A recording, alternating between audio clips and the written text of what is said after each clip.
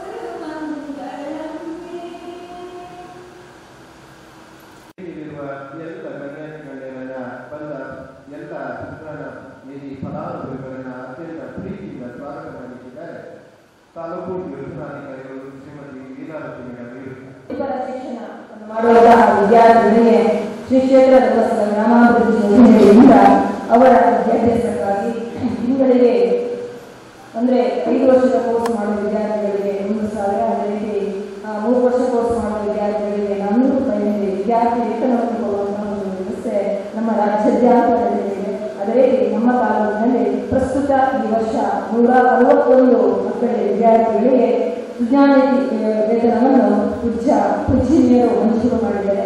ಇಲ್ಲಿ ಈ ಮಂಜೂರಾತಿ ಪತ್ರವನ್ನು ವಿತರಣೆ ಮಾಡುವಂತಹ ಕಾರ್ಯಕ್ರಮವನ್ನು ನಾವು ಇವತ್ತು ಹಮ್ಮಿಕೊಂಡಿದ್ದೇವೆ. ಈ ಕಾರ್ಯಕ್ರಮದಲ್ಲಿ ಉಪಸ್ಥಿತರಿರುವಂತಹ ಇವತ್ತಿನ ಈ ಕಾರ್ಯಕ್ರಮವನ್ನು ಉದ್ಘಾಟನೆ ಮಾಡಿರುವಂತಹ ಅಂದರೆ ನಮ್ಮ ಜೊತೆ ಶ್ರೀ ಕ್ಷೇತ್ರ ಧರ್ಮಸ್ಥಳ ಗ್ರಾಮಾಭಿವೃದ್ಧಿ ಯೋಜನೆಯ ಬಗ್ಗೆ ಯಾವುದೇ ವಿಚಾರಗಳನ್ನು ಅವರಿಗೆ ಹೇಳಿದ್ರು ಕೂಡ ಮೊನ್ನೆ ನಾನು ಹೋಗಿ 2 ಬಸ್ ಬೇಕು ಅಂತ ಕೇಳಿದಾಗ ಅವರು ಇದು ಹೋಗಿ ಫ್ಯಾಕ್ಟ್ರಿಗೆ ರಜೆ ಆಗಿಲ್ಲ, ಫ್ಯಾಕ್ಟ್ರಿಗೆ ರಜೆಗೆ ವ್ಯವಸ್ಥೆ ಮಾಡಿಕೊಂಡು ಅವರು ಅದನ್ನು ನಾನು ಅಕ್ಟೋಬರ್ 2 ಕಾರ್ಯಕ್ರಮಕ್ಕೆ ಕೂಡಲೇ ನಾನು ಇಟ್ಕೊಂಡು ಅವರು ಬಸ್ ಕೊಡಲಿಕ್ಕಿಲ್ಲ. ಅವತ್ತು ಅಕ್ಟೋಬರ್ 2 ಫ್ಯಾಕ್ಟ್ರಿಗೆ ರಜೆ ಇಲ್ಲ, ಅದೇ ಮಾಡ್ತಾರೆ ಅಂತ. ಆದರೆ ಆ ವ್ಯವಸ್ಥೆಯನ್ನು ಮಾಡಿರುವಾಗ ಅವರು ಗ್ರಾಮಾಭಿವೃದ್ಧಿ ಯೋಜನೆ ಹಾಗೂ ಧರ್ಮಸ್ಥಳ ಗೌರವ ರೀತಿಯ ವಿಶೇಷ ನಮಗೆ ಹೇಳಬೇಕಾಗಿದೆ. ಅವರನ್ನು ಉದ್ಘಾಟನೆಗೆ ಬರಬೇಕು ಅಂತ ಹೇಳಿದಾಗ ಕೂಡಲೇ ಹೋಗಿಕೊಂಡು ಮತ್ತೆ ಈಗ ಮತ್ತೆ ಅರ್ಧ ಗಂಟೆ ಮುಂಚೆ ಫೋನ್ ಮಾಡಿದ್ರು, ಕಾರ್ಯಕ್ರಮ ಸ್ಟಾರ್ಟ್ ಆಗಿದೆ, ನಾನು ಬರಲ್ಲ ಅಂತ. ಒಂದು ದಿವಸ ಹೋಗಿ ಒಂದು ಯಾಕಂದರೆ ಅದ್ಭುತವಾದ ಒಂದು ಉಡುಪಿ ತಾಲೂಕಲ್ಲಿ ಉತ್ತಮವಾದ ಸಮಾಜ ಸೇವೆಯನ್ನು ಮಾಡುವಂತಹ ವ್ಯಕ್ತಿ ಶ್ರೀಯುತ ಸತೀಶ್ ಪೈ ಅವರಿಗೆ ನಮ್ಮ ನಿಮ್ಮೆಲ್ಲರ ಪರವಾಗಿ ಪ್ರೀತಿಪೂರ್ವಕ ಸ್ವಾಗತವನ್ನು ಕೊಡ್ತಾ ಇದ್ದೇವೆ. ಇವರಿಗೆ ಕಚೇರಿ ಕಾರ್ಯಕ್ಕೆ ಬರುವಂತಹ ಉಮೇಶ್ ಅವರು ಪುಷ್ಪಗುಚ್ಛವನ್ನು ಗೌರವಿಸಬೇಕಾಗಿ ವಿನಂತಿಸಿಕೊಳ್ತೇವೆ.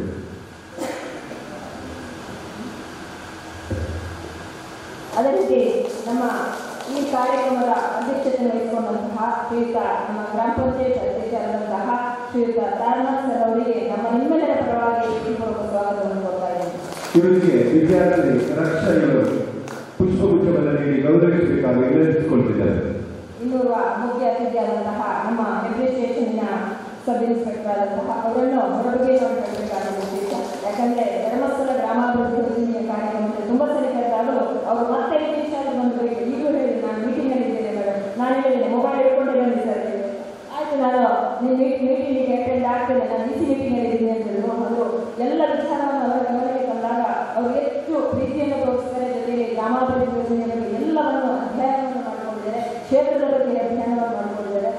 ಹಾಗೂ ಅವರಿಗೆ ಇವತ್ತು ನಮ್ಮ ಕಾರ್ಯಕ್ರಮದಲ್ಲಿ ಉಪಸ್ಥಿತರಿದ್ದಾರೆ. ಅವರಿಗೆ ನಮ್ಮ ನಿಮ್ಮೆಲ್ಲರ ಪರವಾಗಿ ಪ್ರೀತಿಪೂರ್ವಕ ಸ್ವಾಗತವನ್ನು ಕೊಡ್ತಾ ಇದ್ದೇವೆ. ಇವರಿಗೆ ವಿದ್ಯಾರ್ಥಿ ವಿಷಯ ಅವರು ಪುಷ್ಪಗುಚ್ಛವನ್ನು ನೀಡಿ ಗೌರವಿಸಬೇಕಾಗಿ ವಿನಂತಿಸಿಕೊಳ್ತಿದ್ದಾರೆ. ಅದೇ ರೀತಿ ನಮ್ಮ ಜನಜಾಗೃತಿ ವೇದಿಕೆಯ ಪದಾಧಿಕಾರಿಗಳಿಗೆ ಹೇಳುವಂತೆ ನಮ್ಮ ಹಿರೇಕೃಷ್ಣ ಸರ್ ಅವರು ನಮ್ಮ ಜೊತೆ ಸದಾ ಯಾವಾಗಲೂ ಇದ್ದು ನಮ್ಮ ಉಡುಪಿ ತಾಲೂಕಿನ ಜನಜಾಗೃತಿ ವೇದಿಕೆಯ ಅಧ್ಯಕ್ಷರಾಗಿದ್ದಾರೆ. ಅವರಿಗೆ ನಮ್ಮ ನಿಮ್ಮೆಲ್ಲರ ಪರವಾಗಿ ಪ್ರೀತಿಪೂರ್ವಕ ಸ್ವಾಗತವನ್ನು ಕೊಡ್ತಾ ಇದ್ದೇವೆ. ಇವರಿಗೆ ವಿದ್ಯಾರ್ಥಿ ರಕ್ಷಿತರು ಪುಷ್ಪಗುಚ್ಛವನ್ನು ನೀಡಿ ಗೌರವಿಸಬೇಕಾಗಿ ವಿನಂತಿಸಿಕೊಳ್ತಿದ್ದಾರೆ. ಅದೇ ರೀತಿ ಇನ್ನೂರು ನಮ್ಮ ಯೋಜನೆ ಕಚೇರಿಯ ಮಾಲೀಕರು, ಅದೇ ರೀತಿ ಯೋಜನೆಯ ಕಾರ್ಯಕ್ರಮ ಅಂದರೆ ತಮ್ಮದೇ ಕಾರ್ಯಕ್ರಮ ಅಂತ ಇರಿಸಿಕೊಂಡಂತಹ ವ್ಯಕ್ತಿ ಪ್ರತಿಯೊಂದು ಇಂಚಿಂಚಲ್ಲೂ ಕೂಡ ನಮ್ಮ ಜೊತೆ 8 ಗಂಟೆಯಿಂದ 6 ಗಂಟೆಗೆ ಬಂದ ಜೊತೆ ನನ್ನ ಸ್ವಂತ ಕಾರ್ಯ ಹಿಡಿದುಕೊಂಡು ನಮ್ಮ ಜೊತೆ ಕಾರ್ಯಕರ್ತರು ಹೇಗೆ ಫೀಲ್ಡ್ ಮಾಡ್ತಾರೆ ಅದೇ ರೀತಿ ಫೀಲ್ಡ್ ಮಾಡುವಂತಹ ನಮ್ಮ ಜೊತೆ ಸೇರಿಕೊಳ್ಳುವಂತಹ ವ್ಯಕ್ತಿ ಅಂತ ನಮ್ಮ ವಾದರಾಜ್ ಸದಸ್ಯರು, ಅವರಿಗೆ ನಮ್ಮ ನಿಮ್ಮೆಲ್ಲರ ಪರವಾಗಿ ಪ್ರೀತಿಪೂರ್ವಕ ಸ್ವಾಗತವನ್ನು ಕೋರುತ್ತೇವೆ. ಇವರಿಗೆ ವಿದ್ಯಾರ್ಥಿ ದೇವಿಕಾ ಅವರು ಫಲಪುಷ್ಪವನ್ನು ಗೌರವಿಸಬೇಕಾಗಿ ವಿನಂತಿಸಿಕೊಂಡಿದ್ದಾರೆ.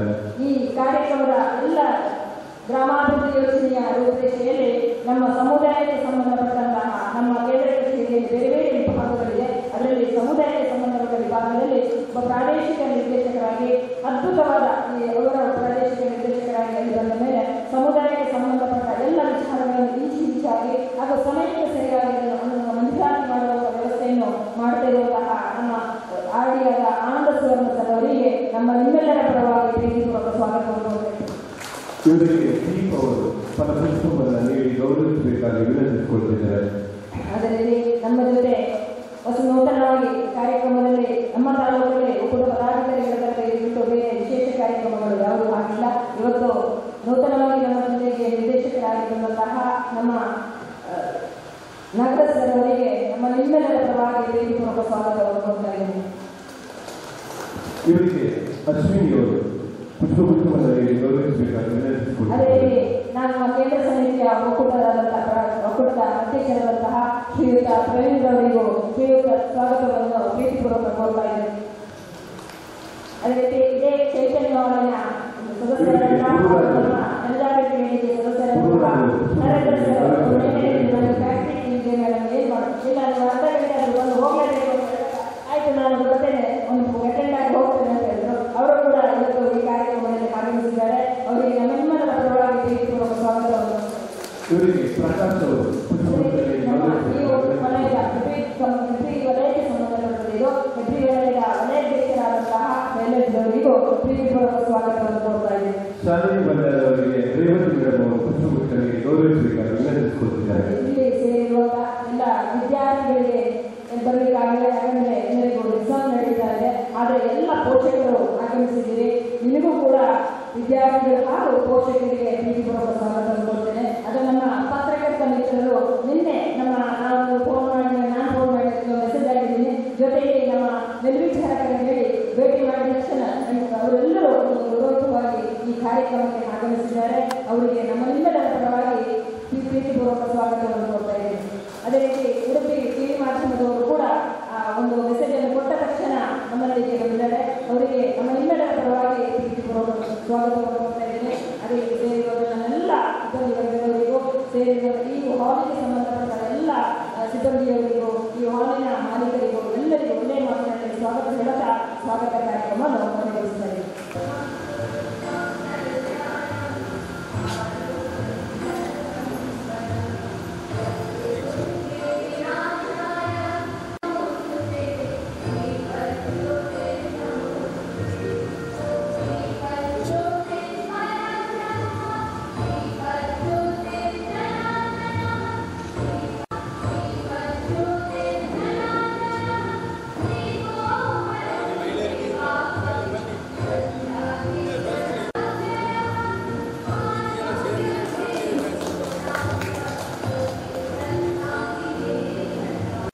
ಕ್ಷೇತ್ರದ ಮಂಜುನಾಥಸ್ವಾಮಿಯನ್ನು ಭಕ್ತಿಗಳನ್ನು ಮಾಡುತ್ತಾ ಪೂಜ್ಯರು ಮತ್ತು ಮಾತೃಶ್ರೀಗಳನ್ನು ನಾನು ಸಂದರ್ಭದಲ್ಲಿ ಅವರ ಆಶೀರ್ವಾದಗಳನ್ನು ತೆಗೆದುಕೊಳ್ಳುತ್ತಾ ಇವತ್ತು ಸುಜ್ಜಾನದಲ್ಲಿ ಶಿಷ್ಯ ವೇತನ ಕಾರ್ಯಕ್ರಮದ ಅನುದಾನ ಪತ್ರ ವಿತರಣೆ ಕಾರ್ಯಕ್ರಮ ಇವತ್ತು ನಡೀತಾ ಇದೆ. ಈ ಕಾರ್ಯಕ್ರಮದಲ್ಲಿ ಸಭಾ ಕಾರ್ಯಕ್ರಮದ ಒಕ್ಕೂಟಗಾರರಾಗಿರ್ತಕ್ಕಂಥ ಉದ್ಯಮಿಗಳು ಶ್ರೀ ಸತೀಶ್ ಪೈ ಅವರನ್ನು ನಾನು ಗೌರವಿಸಿಕೊಳ್ಳುತ್ತಾ ಈ ಕಾರ್ಯಕ್ರಮದ ಅಧ್ಯಕ್ಷತೆಯನ್ನು ವಹಿಸಿರ್ತಕ್ಕಂಥ ಶ್ರೀ ಮಹೇಶ್ ಟಿ ಎಂ ಇವರನ್ನು ನಾವು ಗೌರವಿಸಿಕೊಳ್ಳುತ್ತಾ ತಾರಾಪಣ್ಣಿ ಅವರನ್ನು ಗೌರವಿಸಿಕೊಳ್ಳುತ್ತಾ ಮುಖ್ಯ ಅತಿಥಿಗಳಾಗಿ ಆಗಮಿಸಿರ್ತಕ್ಕಂಥ ಮಹೇಶ್ ಟಿ ಎಂ ಶ್ರೀ ನೀರಜ್ ಶೆಟ್ಟಿ ಇವರನ್ನು ಗೌರವಿಸಿಕೊಳ್ಳುತ್ತಾ ನಮ್ಮ ಪ್ರಾದೇಶಿಕ ನಿರ್ದೇಶಕರು ಶ್ರೀಮಾನ್ ಆನಂದಸ್ವರ ಸಾಹೇಬರಿದ್ದಾರೆ ಅವರನ್ನು ಗೌರವಿಸಿಕೊಳ್ಳುತ್ತಾ ಶ್ರೀ ವಾದಿರಾಜ್ ಶೆಟ್ಟಿ ಜಯಲಕ್ಷ್ಮಿ ವಲಯಾಧ್ಯಕ್ಷರು ಅವರನ್ನು ಗೌರವಿಸಿಕೊಳ್ಳುತ್ತಾ ಶ್ರೀ ನರೇಂದ್ರ ನಾಯಕ್ ವಲಯಾಧ್ಯಕ್ಷರು ಎಬ್ರಿ ವಲಯ ಅವರನ್ನು ಗೌರವಿಸಿಕೊಳ್ಳುತ್ತಾ ಶ್ರೀ ಜನಾರ್ದನ ಗೌರವಾಧ್ಯಕ್ಷರು ಕೀರ್ತನ್ಯ ಗೃಹವೃಂದ ಗೌರವಿಸಿಕೊಳ್ಳುತ್ತಾ ವೇದಿಕೆಯಲ್ಲಿರುವಂಥ ಎಲ್ಲ ಗಣ್ಯರನ್ನು ಮತ್ತೊಮ್ಮೆ ನಾವು ಗೌರವಿಸಿಕೊಳ್ಳುತ್ತಾ ಈ ಕಾರ್ಯಕ್ರಮ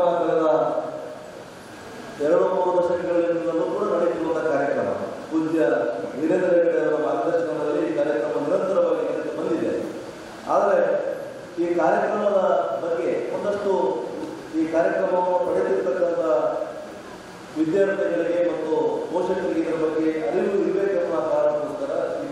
ನಾವು ಸಭಾ ಕಾರ್ಯಕ್ರಮವನ್ನು ಮಾಡಿ ಅದರಲ್ಲಷ್ಟು ಮಾಹಿತಿಯನ್ನು ಕೊಟ್ಟು ನಮ್ಮ ಮಾನ್ಯ ಪ್ರಾದೇಶಿಕ ಆಗಮಿಸಿದ್ದಾರೆ. ಅದರ ಬಗ್ಗೆ ಸವಿವರವಾದ ಮಾಹಿತಿಯನ್ನು ಕೊಟ್ಟು ಈ ಕಾರ್ಯಕ್ರಮವನ್ನು ಕೊಡಬೇಕನ್ನುವ ಚಿಂತನೆಯೊಳಗೆ ಇವತ್ತು ನಮ್ಮ ಸಂಸ್ಥೆ ಈ ಕಾರ್ಯಕ್ರಮವನ್ನು ಆಯೋಜಿಸಿದೆ. ಮುಖ್ಯವಾಗಿ ಮನುಷ್ಯನಿಗೆ ಶಿಕ್ಷಣವನ್ನು ಬಹಳ ಮುಖ್ಯ ಅಂತ ಹೇಳ್ತೀವಿ ನಾವು. ಅಂದರೆ ಕೂಡಿಟ್ಟ ಮಣ್ಣು ಅದು ನಮಗೆ ಸಾಕಾಗಲ್ಲ. ಯಾವತ್ತು ನಾವು ನಿರಂತರವಾಗಿ ಚಟುವಟಿಕೆಯ ವ್ಯವಸ್ಥೆಯಲ್ಲಿದ್ದಾಗ ಮಾತ್ರ ನಮ್ಮ ಬೆಳವಣಿಗೆಯನ್ನು ನಾವು ಮಾಡ್ಕೋಬಹುದು, ನಮ್ಮ ಅಭಿವೃದ್ಧಿಯನ್ನು ನಾವು ಮಾಡ್ಕೊಳ್ಳಿಕ್ಕೆ ಅವಕಾಶ ಆಗುತ್ತೆ. ಅದಕ್ಕೋಸ್ಕರ ಧರ್ಮಸ್ಥಳದ ಬಹಳ ದೊಡ್ಡ ಕಾರ್ಯಕ್ರಮಗಳಲ್ಲಿ ಶೈಕ್ಷಣಿಕ ವ್ಯವಸ್ಥೆ ಕೊಡ್ತಕ್ಕಂಥ ಕಾರ್ಯಕ್ರಮ ವಿಶೇಷ ಅಂತ ಈ ಸಂದರ್ಭದಲ್ಲಿ ಇಷ್ಟಪಡ್ತೇನೆ. 20 ಸಮುದಾಯದ ಕಾರ್ಯಕ್ರಮಗಳು, 20 ವಿವಿಧ ಕಾರ್ಯಕ್ರಮಗಳು, ಸಮುದಾಯಕ್ಕೆ ಕೊಡತಕ್ಕಂಥ ಕಾರ್ಯಕ್ರಮಗಳಲ್ಲಿ ಶಿಕ್ಷಣಕ್ಕೆ ಕೊಡುವಂತಹ ಒಂದು 4-5 ಕಾರ್ಯಕ್ರಮಗಳು ಬಹಳ ವಿಶೇಷತೆಯನ್ನು ಪಡೆದಿದೆ. ಅಂಕಿಅಂಶಗಳನ್ನು ಮಾನ್ಯ ಪ್ರಾದೇಶಿಕ ನಿರ್ದೇಶಕರು ಹೇಳ್ತಾರೆ. ಇವತ್ತು ಉಡುಪಿ ಜಿಲ್ಲೆಯ ಬಗ್ಗೆ ವಿಶೇಷ ಕಾಳಜಿಯನ್ನು ತೆಗೆದುಕೊಂಡು ನಮ್ಮ ಪೂಜ್ಯರು ಈ ವರ್ಷ ಸುಮಾರು 120 ಶಾಲೆಗಳಿಗೆ ನಮಗೆ ಬೆಂಚು ಡೆಸ್ಕ್ಗಳನ್ನು ಈ ವರ್ಷಕ್ಕೆ ಒದಗಿಸಿಕೊಟ್ಟಿದ್ದಾರೆ. ಒಂದು ವಿಶೇಷವಾದ ಅಭಿನಂದನೆಗಳನ್ನು ಪ್ರಾದೇಶಿಕ ನಿರ್ದೇಶಕರಿಗೆ ನಾನು ಇಷ್ಟಪಡ್ತೇನೆ.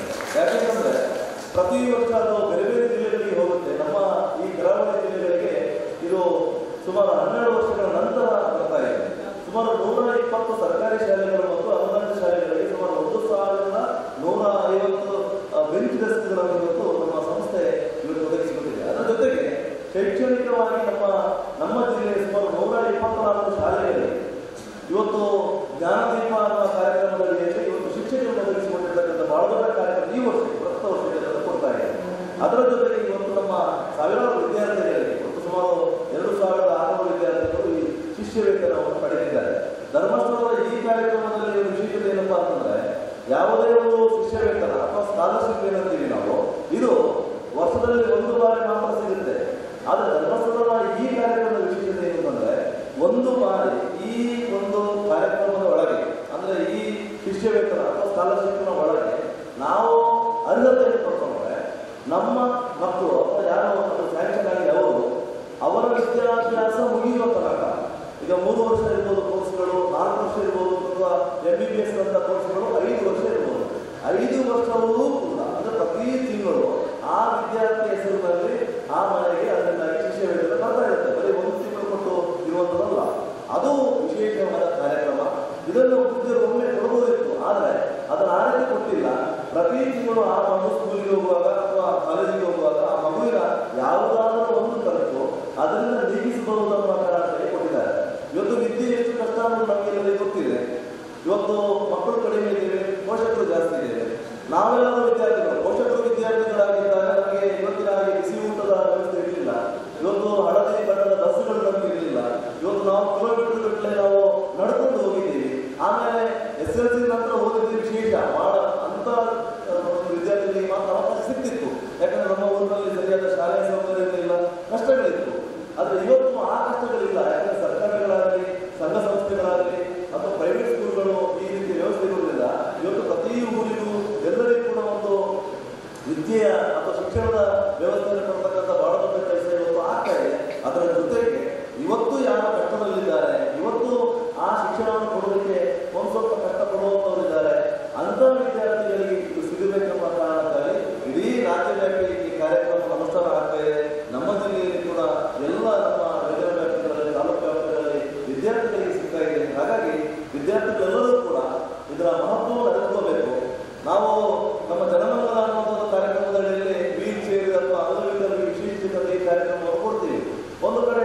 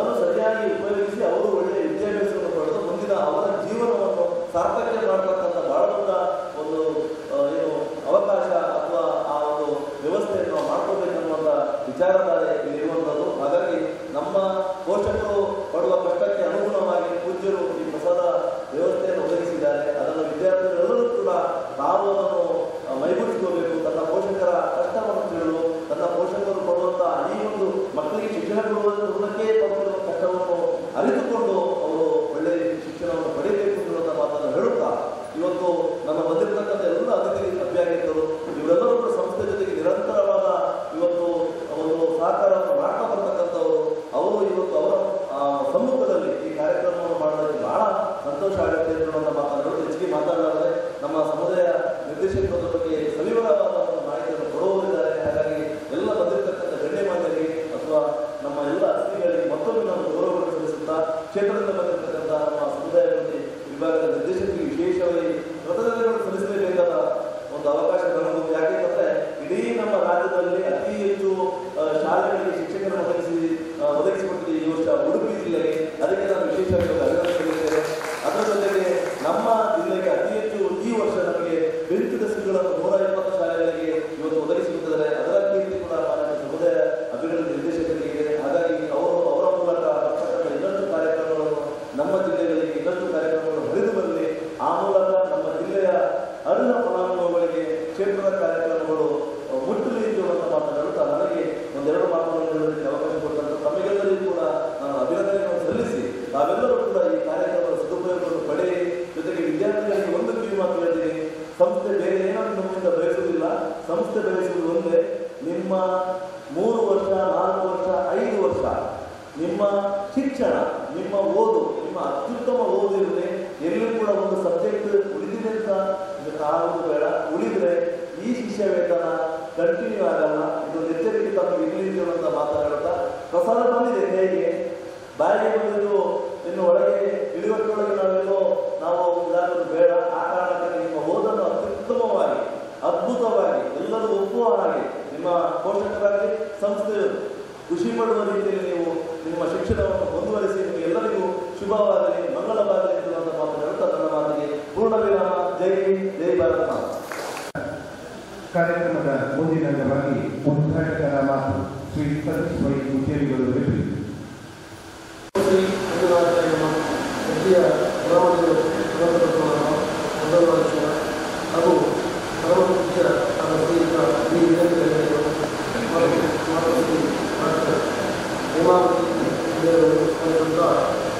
ಇಂದಿನ ಈ ಸಮಾರಂಭದ ವೇದಿಕೆಯಲ್ಲಿ ಆಸೀನರಾಗಿರುವ ಸಭಾಧ್ಯಕ್ಷರೇ, ವೇದಿಕೆಯ ಮೇಲಿರುವ ಎಲ್ಲ ಗಣ್ಯಾತಿಗಳೇ, ವೇದಿಕೆಯ ಮುಂಭಾಗದಲ್ಲಿರುವ ಈ ಗ್ರಾಮಾಭಿವೃದ್ಧಿಯ ಎಲ್ಲ ಸದಸ್ಯರುಗಳೇ ಹಾಗೂ ವಿದ್ಯಾರ್ಥಿನಿಯರೇ, ಪತ್ರಿಕಾ ಮಾಧ್ಯಮದ ಬಂಧುಗಳಿದ್ದಾರೆ, ದೃಶ್ಯ ಮಾಧ್ಯಮಗಳು, ಇದೀಗ ಒಂದು ಒಳ್ಳೆಯ ಕಾರ್ಯಕ್ರಮದ ಪ್ರಾಸ್ತಾವಿಕವನ್ನು ಮಾನ್ಯರು ಸವಿವರವಾಗಿ ನಾಗರಾಜ್ ಅವರು ಸವಿವರವಾಗಿ ಹೇಳಿದ್ದಾರೆ.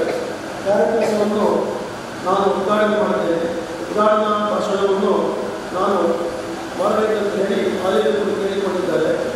ಉದ್ಘಾಟನೆ ಆದ ಮೇಲೆ ಒಂದೆರಡು ಶುಭ ನುಡಿಗಳನ್ನು ಹೇಳಬೇಕು. ಇಲ್ಲಿ ಬಂದಿದ್ದಾರೆ ಶುದ್ಧ ಶಿಷ್ಯ ವೇತನ. ಇದೇ ಶಬ್ದದ ಮೇಲೆ ಒಂದು 20 ಸರ್ತಿ 30 ಸರ್ತಿ ಎಲ್ಲ ವಿದ್ಯಾರ್ಥಿಗಳು ಹೋದರೆ ಅವರಿಗೆ ಅರ್ಥ ಆಗ್ತದೆ. ಜ್ಞಾನ, ಸುಜ್ಞಾನ, ಒಳ್ಳೆಯ ಜ್ಞಾನ, ವರ್ಣ, ಸುವರ್ಣ ಅಂದರೆ ಒಳ್ಳೆಯ ಬಣ್ಣ, ನಿಧಿ, ಹಾಗೆ ಶಿಷ್ಯ ವೇತನ. ನಿಧಿ ಅಂದರೆ ಬರ್ತದೆ ಹಣ, ಅದರೊಟ್ಟಿಗೆ ಶಿಷ್ಯ ವೇತನ. ಸೊ ಸುಜ್ಞಾನ, ನಿಧಿ, ಶಿಷ್ಯ ವೇತನ. ಹಾಗಾದರೆ ಇದು ಯಾರಿಗೆ ಎಲಿಜಿಬಲ್? ನನಗಂತೂ ಇಲ್ಲ, ಮಹೇಶ್ಗೆ ಇಲ್ಲ. ನಾನು ವೇದಿಕೆಯಲ್ಲಿ ಕುಳಿತುಕೊಂಡ ನಾಟ್ ಎಲಿಜಿಬಲ್. ನಾನು ಅದಕ್ಕೆ ಆ ವ್ಯಾಪ್ತಿಯಿಂದ ನಾವು ಹೊರಗಡೆ ಬಂದಿದ್ದೇವೆ. ಈಗ ಈ ಸುಜ್ಞಾನ ನಿಧಿಯ ವ್ಯಾಪ್ತಿಯ ದಕ್ಷತೆ ಇರುವವರು ಯಾರಂತ ಹೇಳಿದರೆ ಅವರೇ ಹೇಳಿದ ಹಾಗೆ ಇದಕ್ಕೆ ಸಂಬಂಧಪಟ್ಟ ವಿದ್ಯಾರ್ಥಿನಿಯರು ಅಲ್ವಾ. ಅವರಿಗೆ ಈ ಜ್ಞಾನ, ಒಳ್ಳೆಯ ಜ್ಞಾನವನ್ನು ಪಡೆಯಬೇಕು. ಎಲ್ಲರ ಜ್ಞಾನ ಇದೆ, ಯಾರು ಅಜ್ಞಾನಿಗಳಲ್ಲ. ಅವರವರ ಫೀಲ್ಡಲ್ಲಿ ಎಲ್ಲರೂ ಜ್ಞಾನಿಗಳೇ. ಒಬ್ಬ ಕೂಲಿ ಕಾರ್ಮಿಕರು ಸಹ ಒಳ್ಳೆಯ ವಿಜ್ಞಾನ ಇದ್ದರೆ ಒಳ್ಳೆಯ ರೀತಿಯ ಒಂದು ಕಾರ್ಮಿಕ ಕೆಲಸ ಮಾಡ್ಬೋದು, ಒಬ್ಬ ಪೇಂಟರ್, ಒಬ್ಬ ಡ್ರೈವರ್, ಒಬ್ಬ ಪ್ಲಂಬರ್, ಒಬ್ಬ ಎಲೆಕ್ಟ್ರಿಷಿಯನ್, ಅಥವಾ ಒಬ್ಬ ವ್ಯಾಪಾರಿ, ಅಥವಾ ಒಬ್ಬ ಅಧ್ಯಾಪಕ, ಅಥವಾ ಒಬ್ಬ ಇನ್ನಿತರ ಫೀಲ್ಡ್ಗಳನ್ನು ವಿಮಾನ ಬಿಡುವವರು, ಹಡಗು ಬಿಡುವವರು, ಅಥವಾ ಯಾರೇ ಇರಲಿ ನಮ್ಮ ದೇಶದಲ್ಲಿ ಪ್ರಪಂಚದಲ್ಲಿ ಇರುವವರೆಲ್ಲರೂ ಜ್ಞಾನಿಗಳೇ, ಯಾರೂ ಅಜ್ಞಾನಿಗಳಲ್ಲ ಅಂತೇಳಿ ಸರ್ವಜ್ಞ ಆಗಲೇ ಹೇಳಿದ್ದಾನೆ. ಮತ್ತು ಅವರವರ ಫೀಲ್ಡಲ್ಲಿರುವ ಜ್ಞಾನವನ್ನು ಪುನಃ ಇಂಪ್ರೂವ್ಮೆಂಟ್ ಮಾಡಬೇಕಾದ್ರೆ ಅದಕ್ಕೆ ಸ್ವಲ್ಪ ಬೂಸ್ಟರ್ ಬೇಕಾಗ್ತದೆ. ನಾವೆಲ್ಲ ನಾನು ಈಗಾಗಲೇ ಹೇಳಿದಾಗೆ ಆ ವ್ಯಾಪ್ತಿಯಿಂದ ಹೊರಬಂದಿದ್ದೇವೆ. ನಮ್ಮ ಮುಂದಿರುವ ವಿದ್ಯಾರ್ಥಿನಿಯರಿಗೆ ಬೂಸ್ಟರ್ ಡೋಸ್ ಬೇಕು. ಹಾಗೆ ಕೊರೋನಾ ಟೈಮಲ್ಲಿ ಒಂದು ಇದು ಕೊಟ್ಟು ಆಮೇಲೆ ಒಂದು ಬೂಸ್ಟರ್ ಡೋಸ್ ಕೊಟ್ಟು ಅದರ ಪುನಃ ಅವರ ದೇಹದಲ್ಲಿ ಪ್ರತಿರೋಧಕ ಶಕ್ತಿಗಳು ಉತ್ಪತ್ತಿ ಆಗುವ ರೀತಿ ಬೂಸ್ಟರ್. ಅದೇ ರೀತಿಯಲ್ಲಿ ಈ ಸ್ಕಾಲರ್ಶಿಪ್ ಎಂಬುದು, ಅಥವಾ ಇಂಗ್ಲೀಷಲ್ಲಿ ಸ್ಕಾಲರ್ಶಿಪ್ ಹೇಳ್ತಾರೆ, ಕನ್ನಡದಲ್ಲಿ ಶಿಷ್ಯ ವೇತನ ಅಥವಾ ವಿದ್ಯಾರ್ಥಿ ವೇತನ ಹೇಳ್ತಾರೆ. ವೇತನ ಅಂದರೆ ಸಂಬಳ. ಹೆಚ್ಚಿನವರಿಗೆ ಗೊತ್ತಿರ್ಬೋದು, ಪ್ರತಿ ತಿಂಗಳು ಅಥವಾ ಪ್ರತಿ ವಾರ, ಪ್ರತಿದಿನ, ಅಥವಾ ಅವಾಗ ಪಿರಿಯಾಡಿಕಲ್ ಬರುವಂಥ ಒಂದು ಏನಿದೆ ಸ್ಯಾಲ್ರಿ, ಮಾಲೀಕರು ಕೊಡುವಂಥ ಇದಕ್ಕೆ ವೇತನ ಹೇಳ್ತಾರೆ. ಆದರೆ ಇಲ್ಲಿ ವೇತನ ಯಾರು ಕೊಡ್ತಾರೆ? ವಿದ್ಯಾರ್ಥಿಗಳಿಗೆ ವೇತನವನ್ನು ನಮ್ಮ ಶ್ರೀ ಕ್ಷೇತ್ರ ಧರ್ಮಸ್ಥಳದ ಕಾರ್ಯನಿರ್ವಾಹಕ ಯೋಜನೆಯ BC ಟ್ರಸ್ಟ್ ರಿಜಿಸ್ಟರ್ಡ್ ಹೆಬ್ರಿ ಇವರು ಈ ತಾಲೂಕಿನಲ್ಲಿ ವ್ಯಾಪ್ತಿಯಲ್ಲಿರುವ ಎಲ್ಲ ಸರ್ಕಾರಿ ಶಾಲೆ ಅಲ್ವಾ,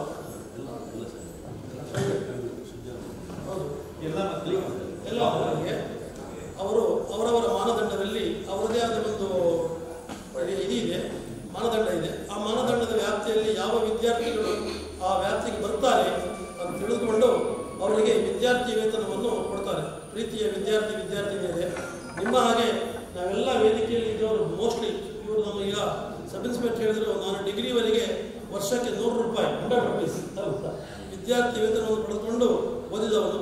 ಆ 100 ರೂಪಾಯಿ ಹಿಂದೆ ಇರುವ ಆ ಪೇಯ್ನ್ ಅಂದರೆ ತಗೊಳ್ಬೇಕಾದ್ರೆ ಎಷ್ಟು ಕಷ್ಟಪಡಬೇಕು, ಅದರ ಸಂತೋಷ, ಪ್ಲೆಜರ್, ತಗೊಳ್ಳುವಾಗ ಎಷ್ಟು ಸಂತೋಷ ಆಗ್ತದೆ, ಆ ಸಂತೋಷ ಮತ್ತು ಪೇಯ್ನ್ ಆ್ಯಂಡ್ ಪ್ಲೆಜರ್ ಎರಡೂ ಇದ್ದ ಕಾರಣ ನಾನು ಇವತ್ತು ಈ ಮಟ್ಟಕ್ಕೆ ಬಂದಿದ್ದೇನೆ. ಅಂದು ಆ 100 ರೂಪಾಯಿ ಅಂದು ಡಿಗ್ರಿವರೆಗೆ BA ಮಾಡುವವರೆಗೆ, ಇಲ್ಲಿಂದ 10th ಸ್ಟ್ಯಾಂಡರ್ಡಿಂದ BA ಮಾಡುವವರೆಗೆ ಪ್ರತಿ ವರ್ಷ 101 ರೂಪಾಯಿ ಇಲ್ಲ ಇವರಿಗೆ.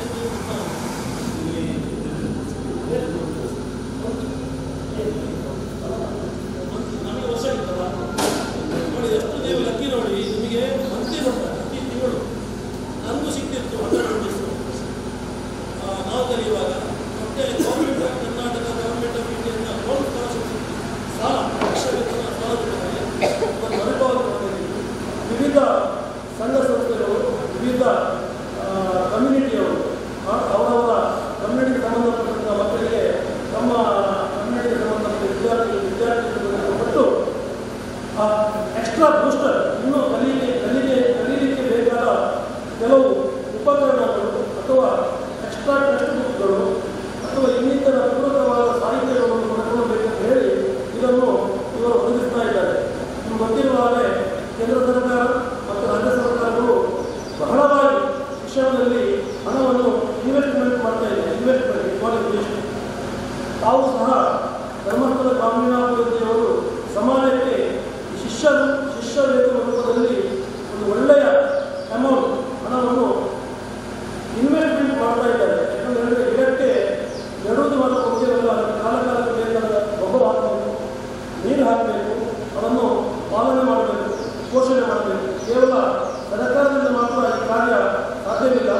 ಸಮಾಜವು ಸಹ ಸರ್ಕಾರದಲ್ಲಿ ಜೋಡಿಸಿಕೊಳ್ಳಬೇಕೆಂಬ ಮಹತ್ವಾಕಾಂಕ್ಷೆಯಿಂದ ಪೂಜ್ಯರಾದ ಶ್ರೀಯುತ ಡಾಕ್ಟರ್ ಶ್ರೀ ಈ ವೀರೇಂದ್ರ ಹೆಗ್ಡೆಯವರು ಮತ್ತು ಶ್ರೀಮತಿಯವರು ದೊಡ್ಡ ಕೆಲಸವನ್ನು ಹೊತ್ತುಕೊಂಡು ಈ ಕಾರ್ಯಕ್ರಮವನ್ನು ಆಯೋಜಿಸಿದ್ದಾರೆ. ಇದರ ಪ್ರಯೋಜನವನ್ನು ನೀವೆಲ್ಲರೂ ಪಡ್ಕೊಂಡು ಈಗಾಗಲೇ ಹೇಳಿದಾಗೆ ನೀವು ಸಮಾಜದ ಎಸೆಟ್ ಆಗಿ, ನೀವು ಸಮಾಜದ ಒಳ್ಳೆಯ ಒಂದು ವ್ಯಕ್ತಿಗಳಾಗಿ ಮುಂದೆ ನೀವು ಸಹ ನೀವೇನು ಸ್ಕಾಲರ್ಶಿಪ್ ಪಡ್ಕೊಂಡು ಒಂದು ಸಮಾಜದ ಸ್ಥಾನಕ್ಕೆ ಬಂದಿದ್ದೀರಿ ಅದನ್ನು ಸಮಾಜಕ್ಕೆ ಪುನಃ ವಾಪಸ್ ಮಾಡಬೇಕು. ಕಮಿಟ್ಮೆಂಟ್ ಇದೆ. ನಾನು ಈ ಸ್ಕಾಲರ್ಶಿಪ್ ತಗೊಂಡು ಸಮಾಜದಲ್ಲಿ ದೊಡ್ಡ ವ್ಯಕ್ತಿಯಾಗಿದ್ದೇನೆ, ಇದಕ್ಕೆ ಕಾರಣಕರ್ತರಾದ ಒಂದು ಸರ್ಕಾರ, ಇನ್ನೊಂದು ನಿಮಗೆ ಈ ಬಾಲ್ಯ ಯವನದಲ್ಲಿ ಕೊಟ್ಟಂತಹ ಸಂಘ ಸಂಸ್ಥೆಗಳಿಂದ ಬಂದಂತಹ ಶಿಷ್ಯವೇತನ, ಇದರಿಂದ ನಾನು ಇವತ್ತು ಈ ಮಟ್ಟಕ್ಕೆ ಬಂದಿದ್ದೇನೆ. ಇದನ್ನು ನಾನು ಪುನಃ ಸಮಾಜ ಕೊಡಬೇಕು ಎಂಬ ಕಲ್ಪನೆ, ಕಮಿಟ್ಮೆಂಟ್ ಇಟ್ಕೊಂಡು ನಿಮ್ಮಿಂದ ಎಷ್ಟು ಸಾಧ್ಯ ಉಂಟು ಅಷ್ಟು ಸಮಾಜಕ್ಕೆ ವಾಪಸ್ ಮಾಡಿ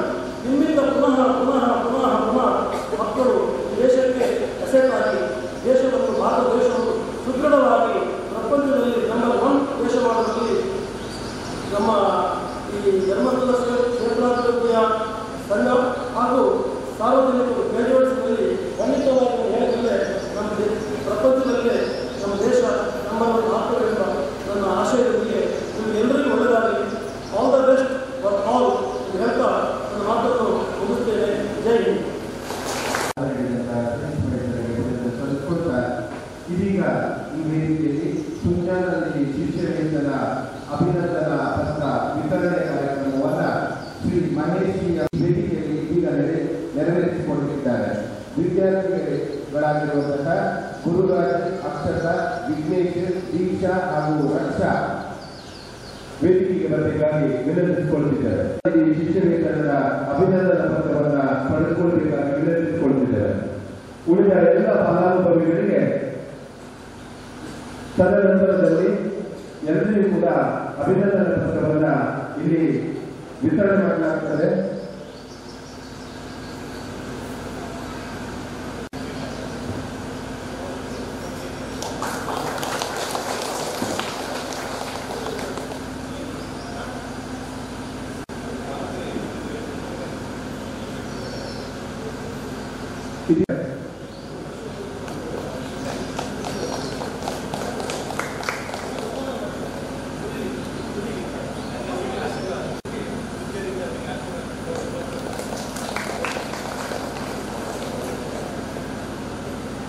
ನಮಸ್ಕಾರ.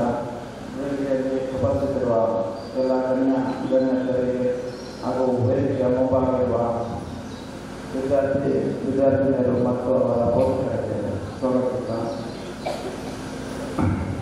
ಈಗ ನಮ್ಮ ದೀಪಾವಳಿ ನಮ್ಮ ಸತೀಶ್ವರಿಗೆ ಹೇಳಿದರೆ ವಿಚಾರವಾಗಿ ಶಿಷ್ಯ ವೇತನ ಧರ್ಮಸ್ಥಳ ಸಂಘದಿಂದ ಹಲವು ಕಾರ್ಯಕ್ರಮಗಳನ್ನು ನಾನು ಕೇಳಿದ್ದೀನಿ ಮತ್ತು ಆ ಕಾರ್ಯಕ್ರಮಗಳ ಬಗ್ಗೆ ತಿಳ್ಕೊಂಡಿದ್ದೀನಿ. ಸುಜ್ಞಾನ ಏನು ಈ ಕಾರ್ಯಕ್ರಮ ಶಿಷ್ಯ ವೇತನ ಸತೀಶ್ವರಿಗೆ ಹೇಳಿದರು. ಯಾಕಂದರೆ ನಾವು ಎಜುಕೇಷನ್ ಇದರಲ್ಲಿ 100 ರೂಪಾಯಿಂದ ತುಂಬ ದೊಡ್ಡದಿತ್ತು. ನಮಗೆ ಸ್ಕಾಲರ್ಶಿಪ್ ಕೊಟ್ಟಿದ್ದು ವರ್ಷಕ್ಕೊಮ್ಮೆ. ಯಾಕಂದರೆ ನಾವು ಸರ್ಕಾರಿ ಶಾಲೆ ಮತ್ತು ಹಳ್ಳಿಯಿಂದ ಬಂದವರು, ನಾವು ಸಿಟಿಯಿಂದ ಬಂದವರಲ್ಲ. ನಮ್ಮ ಎಜುಕೇಷನ್ ಲೈಫ್ ಹಾಗೆ ಇತ್ತು. ಬಟ್ ಈ ಥರ ಒಂದು ಸಂಘ ಸಂಸ್ಥೆಗಳನ್ನು ವಿದ್ಯಾರ್ಥಿ ದಶೆಯಲ್ಲಿ ಏನಾದರೂ ಸಹಾಯ ಮಾಡಿದಾಗ ಆ ವಿದ್ಯಾರ್ಥಿಗಳಿಗೆ ನಿಜ ತುಂಬ ಅವ್ರ ಎಜುಕೇಷನ್ಗೆ ಅಂದರೆ ಈಗ ಕೆಲವರು ಕ್ಯಾಂಪಸ್ ಸೆಲೆಕ್ಷನ್ ಆಗಿದೆ ಮತ್ತು ಓದಿ ಕಂಪ್ಲೀಟ್ ಆಗಿದೆ ಅಂದಾಗ ಆ ವೇತನದಿಂದ ಅವರ ಜೀವನಕ್ಕೆ ಒಂದು ದಾರಿ ದೀಪ ಆಗುತ್ತೆ ಅಂತಲೇ ಆಗಿದೆ. ಅಥವಾ ಅದರಿಂದ ಒಂದು ಹೆಲ್ಪ್ ಆಗುತ್ತೆ ಅನ್ನೋದಾದರೆ ಈ ಒಂದು ಕಾರ್ಯಕ್ರಮ ತುಂಬ ಅತ್ಯುತ್ತಮ ಕಾರ್ಯಕ್ರಮ ಅಂತ ನಾವು ಕನ್ಸಿಡರ್ ಮಾಡಬೇಕು. ಯಾಕಂದರೆ ಸಮಾಜಕ್ಕೆ ನಾವೇನು ಕೊಡ್ತೀವಿ ಅನ್ನೋದಕ್ಕಿಂತ ಈಗ ಒಂದು ಸಂಘ ಸಂಸ್ಥೆಗಳನ್ನ ನಮ್ಮ ಮೈಸೂರು ಭಾಗದಲ್ಲಿ ಯಾವುದೇ ಈ ಥರದ ಒಂದು ಕಾರ್ಯಕ್ರಮಗಳಿಲ್ಲ. ಇತ್ತೀಚೆಗೆ ಧರ್ಮಸ್ಥಳದ ಸಂಘ ಎಲ್ಲ ಕಡೆಯೂ ಒಂದು ಕಾರ್ಯಕ್ರಮಗಳು ಮಾಡ್ತಾ ಇದೆ. ಯಾಕಂದರೆ ನಾವೀಗ ವಿದ್ಯಾರ್ಥಿಗಳಿಗೆ ಆ ವಿದ್ಯಾರ್ಥಿ ದಶೆಯಲ್ಲಿ ಕೆಲವೊಬ್ಬರು ಓದಕ್ಕಾಗದೆ ತುಂಬ ಪಡ್ಕೊಂಡ್ರೆ ಓದಕ್ಕಾಗದೆ ಎಷ್ಟೋ ವಿದ್ಯಾರ್ಥಿಗಳು ಆಸಕ್ತಿ ಶಾಲೆ ಬಿಟ್ಟಿದ್ದಾರೆ. ಈ ಥರ ವಿದ್ಯಾರ್ಥಿ ವೇತನ ಅವರಿಗೆ ಪ್ರೋತ್ಸಾಹ ಇರ್ತದೆ ಅಂತ ನಾನು ಭಾವಿಸ್ತೀನಿ. ಈ ಥರ ಕಾರ್ಯಕ್ರಮಗಳು ಸಮಾಜದಲ್ಲಿ ನಾವು ಸಮಾಜಕ್ಕೆ ಏನಾದರೂ ಕೊಡುಗೆ ಕೊಡ್ತೀವಿ ಅನ್ನೋದಾದರೆ ಈ ಥರ ಒಂದು ಕಾರ್ಯಕ್ರಮಗಳ ಮಾತ್ರ ನಾವು ಸಮಾಜನ ಒಂದು ದೊಡ್ಡ ಸಮಾಜವಾಗಿ ಮಾಡ್ಬೋದು. ಸಮಾಜಕ್ಕೆ ನಾವು ಏನು ಕೊಡ್ತೀವಿ, ನಾವು ಕೊಡ್ತಿದ್ದೀವಿ, ಬೆಳಿತೀವಿ, ನಾವೇನಾದ್ರು ನಮ್ಮ ಕಡೆ ಸಮಾಜಕ್ಕೆ ಒಂದು ಹೆಲ್ಪ್ ಮಾಡ್ತಾ ಇದ್ದೀವಿ ಅನ್ನೋದಾದರೆ ಈ ಒಂದು ವಿದ್ಯಾರ್ಥಿ ವೇತನ ಅಂತನಲ್ಲ. ಈಗ ನೋಡಿ ನಾನು ಇದೊಂದು ಲಿಸ್ಟ್ ನೋಡಿ ಒಂದು 18 ಕಾರ್ಯಕ್ರಮಗಳಿದೆ. ಸಂಪೂರ್ಣ ಸುರಕ್ಷಾ ಆರೋಗ್ಯ ಎಲ್ಲ ಒಂದು 18 ಕಾರ್ಯಕ್ರಮಗಳಿಗೆ ಒಂದು ಲಿಸ್ಟ್ ಮಾಡೋದು ಅನಿಸುತ್ತೆ. ಈ ಒಂದು ಕಾರ್ಯಕ್ರಮಗಳಿಂದ ಪ್ರಯೋಜನ ಪಡ್ಕೊಂಡಿದ್ದಾರೆ ಎಷ್ಟು ಚೆನ್ನಾಗಿದೆ. ಇದಕ್ಕೆ ಈ ಕಾರ್ಯಕ್ರಮಗಳು ಮುಂದುವರಿದೆ, ಎಲ್ಲರಿಗೂ ಒಂದು ಒಳ್ಳೆಯದಾಗಿದೆ. ಈ ಶಿಕ್ಷಣ ಪಡೆದು ಏನು ವಿದ್ಯಾರ್ಥಿ ಶಿಕ್ಷಣ ಪಡೆದಿದ್ದಾರೆ ಅವರು ಸಹ ಸಮಾಜಕ್ಕೆ ಮುಂದೆ ಒಳ್ಳೆಯದು ಅವ್ರ ಕಡೆಯಿಂದ ಒಳ್ಳೆಯದಾಗಲಿ ಅಂತ ಹೇಳಿ ನಾನು ಒಂದು ಮಾತನ್ನು ಮುಗಿಸ್ತೇನೆ.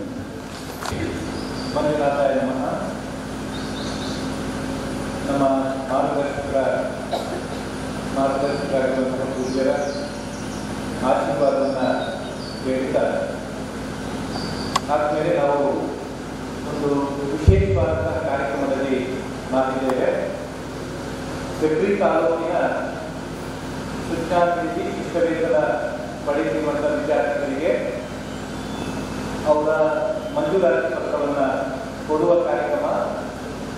ಜೊತೆಗೆ ಕಳೆದ 3-4 ವರ್ಷಗಳಿಂದ ಸುಜ್ಞಾನಿಧಿಯನ್ನು ಪಡೆದು ಇವತ್ತು ಅವರ ವೃತ್ತಿ ಕ್ಷೇತ್ರಕ್ಕೆ ಹೋಗ್ತಾ ಇರುವಂತಹ ವಿದ್ಯಾರ್ಥಿಗಳಿಗೆ ಪೂಜ್ಯರಿಂದ ಅವರ ಮುಂದಿನ ಜೀವನಕ್ಕೆ ಶುಭ ಕೋರಿ ಆಶೀರ್ವಾದಪೂರ್ವಕವಾಗಿ ಕೊಟ್ಟಿರುವಂತಹ ಪತ್ರಗಳನ್ನು ಕೊಡುವ ಕಾರ್ಯಕ್ರಮ. ಈ ಎಲ್ಲ ಕಾರ್ಯಕ್ರಮದಲ್ಲಿ ನಾವಿದ್ದೇವೆ. ಈ ಕಾರ್ಯಕ್ರಮದ ಉದ್ಘಾಟಕರೇ, ಸಮಾರಂಭದ ಅಧ್ಯಕ್ಷರೇ ಮತ್ತು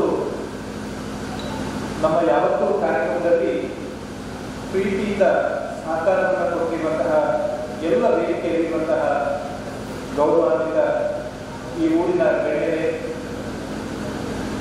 ಪೋಷಕರೇ ಹಾಗೂ ವಿದ್ಯಾರ್ಥಿ ಸ್ನೇಹಿತರೆ, ಮಾಧ್ಯಮದ ಮಿತ್ರರೇ, ಕೇಳಿಸ್ತದ ಮಾತಾಡೋದು ಕೇಳಿಸ್ತದ? ನಮಗೆ ವೇದಿಕೆಯಲ್ಲಿ ಕೇಳೋದ, ಹಾಗಾದ್ರೆ ನಿಮಗೆ ಕೇಳಿಸ್ತದ ಅಂತ ಹೇಳಿ ಡೌಟ್ ಇದೆ. ಕೇಳಿಸ್ತದ?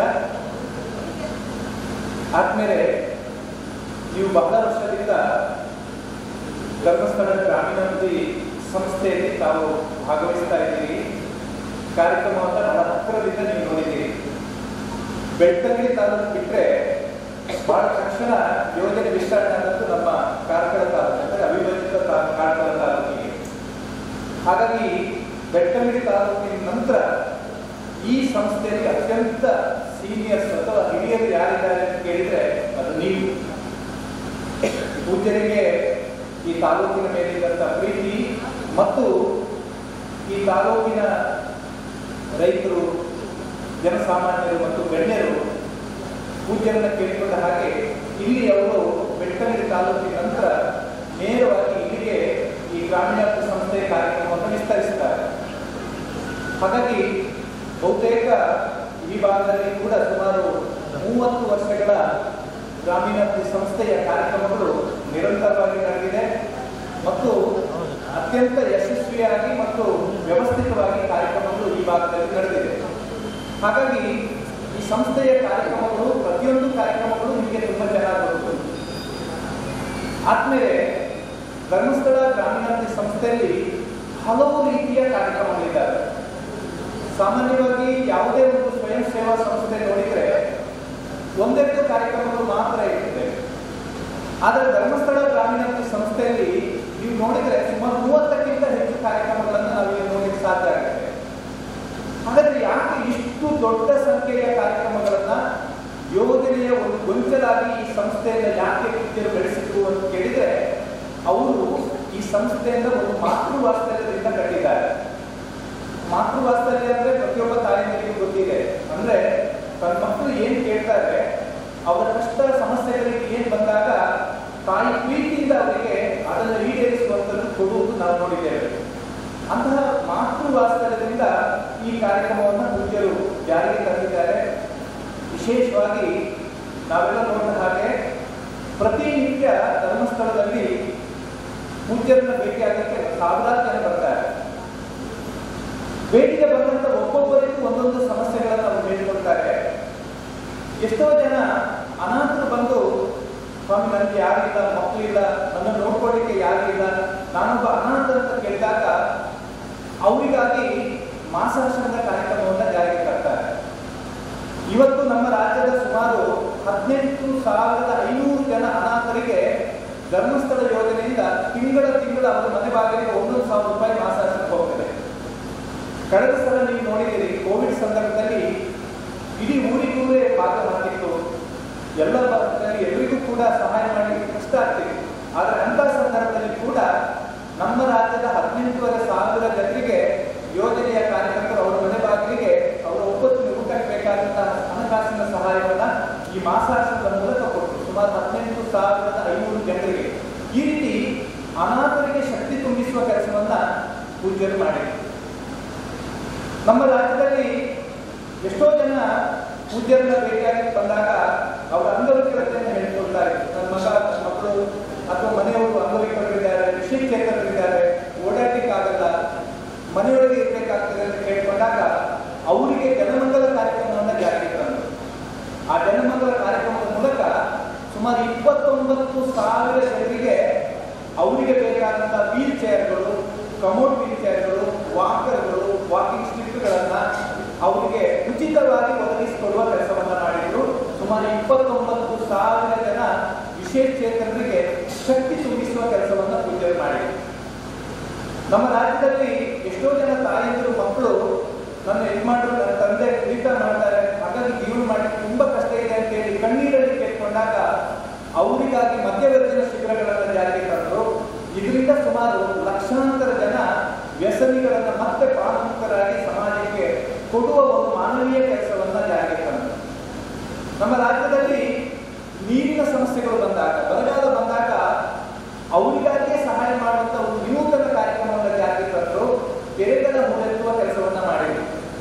ಅದರಂತೆ ಸುಮಾರು ನಮ್ಮ ರಾಜ್ಯದಲ್ಲಿ 798 ಕೆರೆಗಳ ಹೂಳೆತ್ತುವ ಕೆಲಸವನ್ನು ಮಾಡೋದ್ರ ಮೂಲಕ ಬರಗಾಲದಲ್ಲಿ ಜನರಿಗೆ ಆ ಪ್ರದೇಶದಲ್ಲಿ ನೀರಿನ ತೊಂದರೆ ಆಗಬಾರದು ಅನ್ನೋ ಕಾರಣಕ್ಕೆ ಒಂದು ವಿನೂತನ ಕಾರ್ಯಕ್ರಮವನ್ನು ಜಾರಿಗೆ ತಂದರು. ಅದು ನಮ್ಮೂರು ನಮ್ಮ ಕೆರೆ.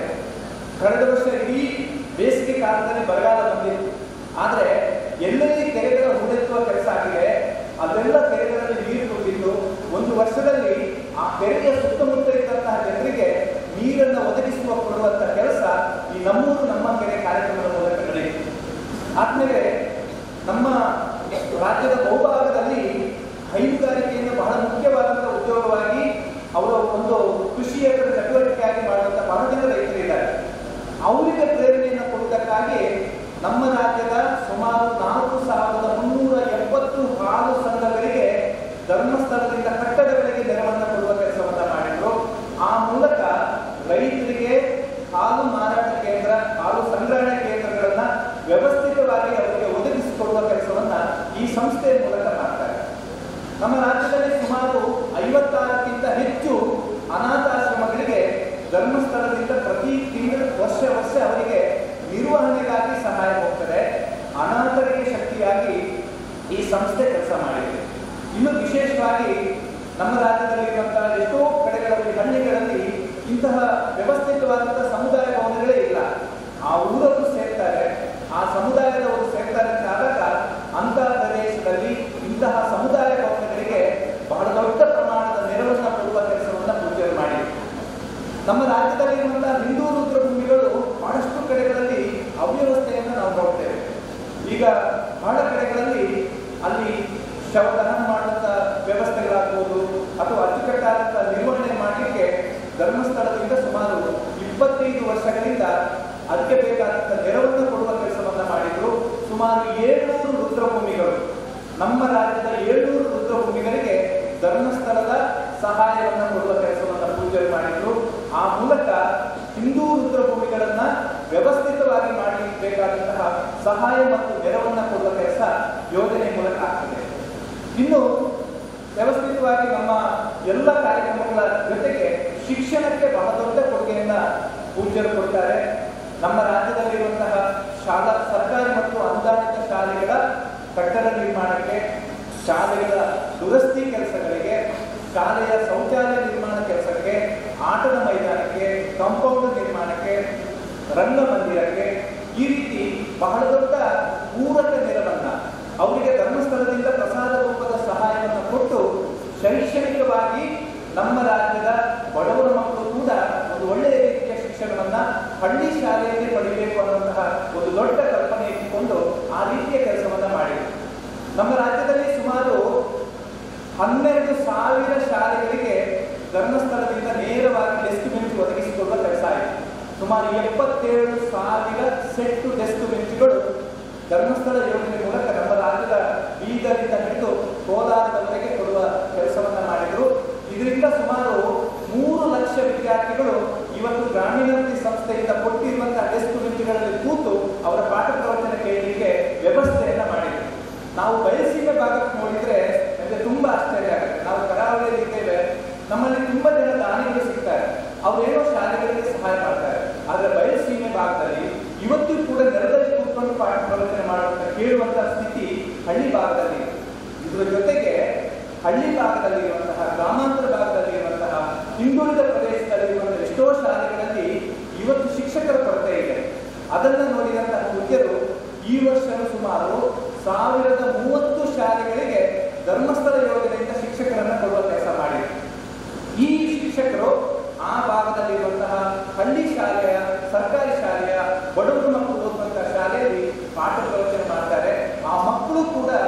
ಶಿಕ್ಷಣ ವಂಚಿತರಾಗಬಾರದು ಅನ್ನೋ ಕಾರಣದಿಂದ ಇಂಥ ಒಂದು ವಿನೂತನ ಕೆಲಸವನ್ನ ಮಾಡಿದ್ರು.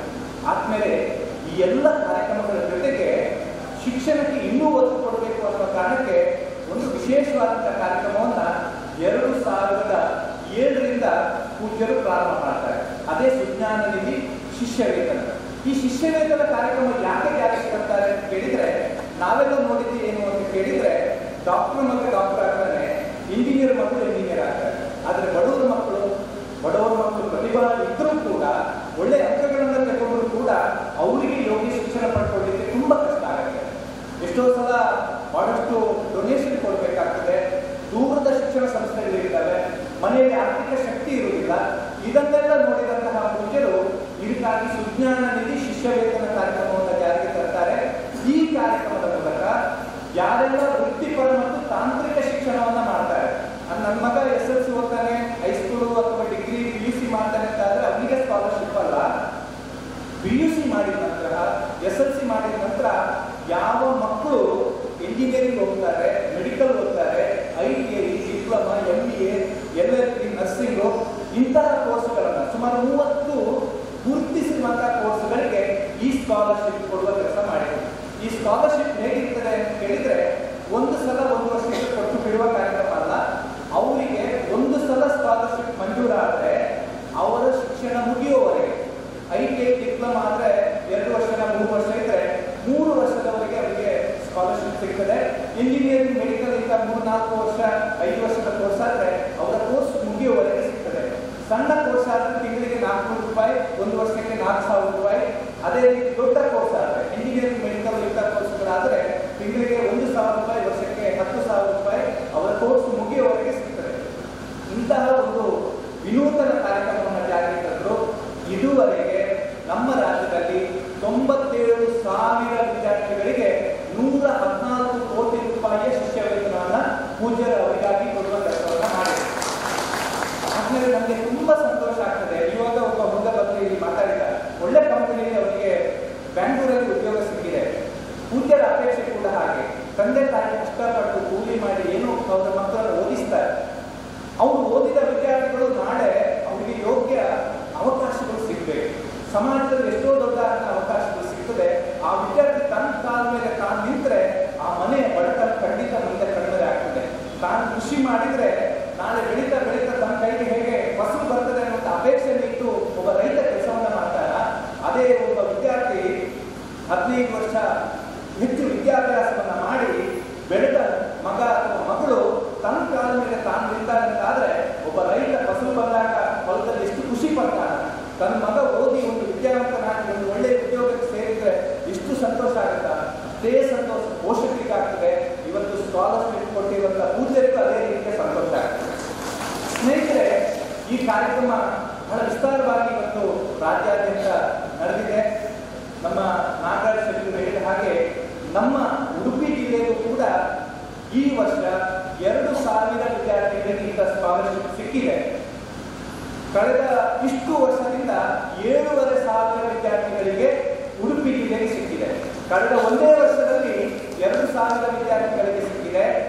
ಇದುವರೆಗೆ ಒಟ್ಟು ಸುಮಾರು 7,500 ಉಡುಪಿ ಜಿಲ್ಲೆಯ ವಿದ್ಯಾರ್ಥಿಗಳಿಗೆ ಇಂಥ ಸ್ಕಾಲರ್ಶಿಪ್ ಸಿಕ್ಕಿದೆ.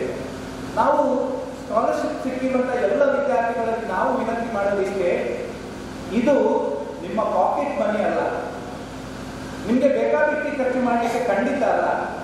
ಇದು ನಿಮ್ಮ ತಂದೆ ತಾಯಿ ಸ್ವಸಹಾಯ ಸಂಘದಲ್ಲಿ ಕಳೆದ 15 ವರ್ಷ 20 ವರ್ಷದಿಂದ ಅವರು ಈ ಸಂಘದಲ್ಲಿ ಚೆನ್ನಾಗಿ ವ್ಯವಸ್ಥೆ ಅವರು ಒಳ್ಳೆ ರೀತಿ ನಡೆಸಿದ್ದಕ್ಕಾಗಿ ನೀವು ಆ ವಿದ್ಯಾರ್ಥಿಗಳಿಗೆ ಅವರ ಮಕ್ಕಳಾಗಿರುವುದಕ್ಕಾಗಿ ಇವತ್ತು ಈ ವಿದ್ಯಾರ್ಥಿ ವೇತನ ನಿಮಗೆ ತಲುಪ್ತಾ ಇದೆ. ಅದನ್ನ ಇದೊಂದು ಸ್ವಾಮಿಯ ಪ್ರಸಾದದ ರೀತಿಯಲ್ಲಿ ನಿಮ್ಮ ವಿದ್ಯಾಭ್ಯಾಸಕ್ಕೆ ಪೈಸೆಗೂ ಕೂಡ ನೀವು ಬಳಕೆ ಮಾಡಬೇಕು.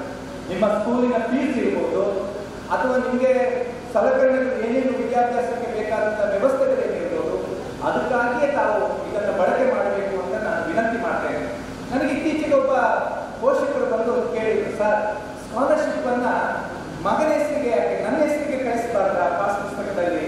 ನಾನು ಹೇಳಿದೆ, ಆ ರೀತಿ ವ್ಯವಸ್ಥೆ ಇಲ್ಲ, ಅದು ಮಕ್ಕಳ ಹೆಸರಿಗೆ ಕಳಿಸುವುದು. ನೇರವಾಗಿ ಮಗ ಬೆಂಗಳೂರಲ್ಲಿ ಓದ್ತಾನೆ ಅಂತಾದ್ರೆ ಅವನು ಬೆಂಗಳೂರಲ್ಲೇ ಸಿಕ್ಕಿದ್ರೆ ಅವನಿಗೆ ಸುಲಭ, ಅವನಿಗೆ ಸಿಕ್ಕಿದ್ರೆ ಅನುಕೂಲ ಆಗುತ್ತೆ ಅಂತ ಹೇಳಿ. ಇಲ್ಲ ಸರ್, ನನ್ನ ಮಗನಿಗೆ ಮೊನ್ನೆ ಸ್ಕಾಲರ್ಶಿಪ್ ಬಂದದ್ದೇ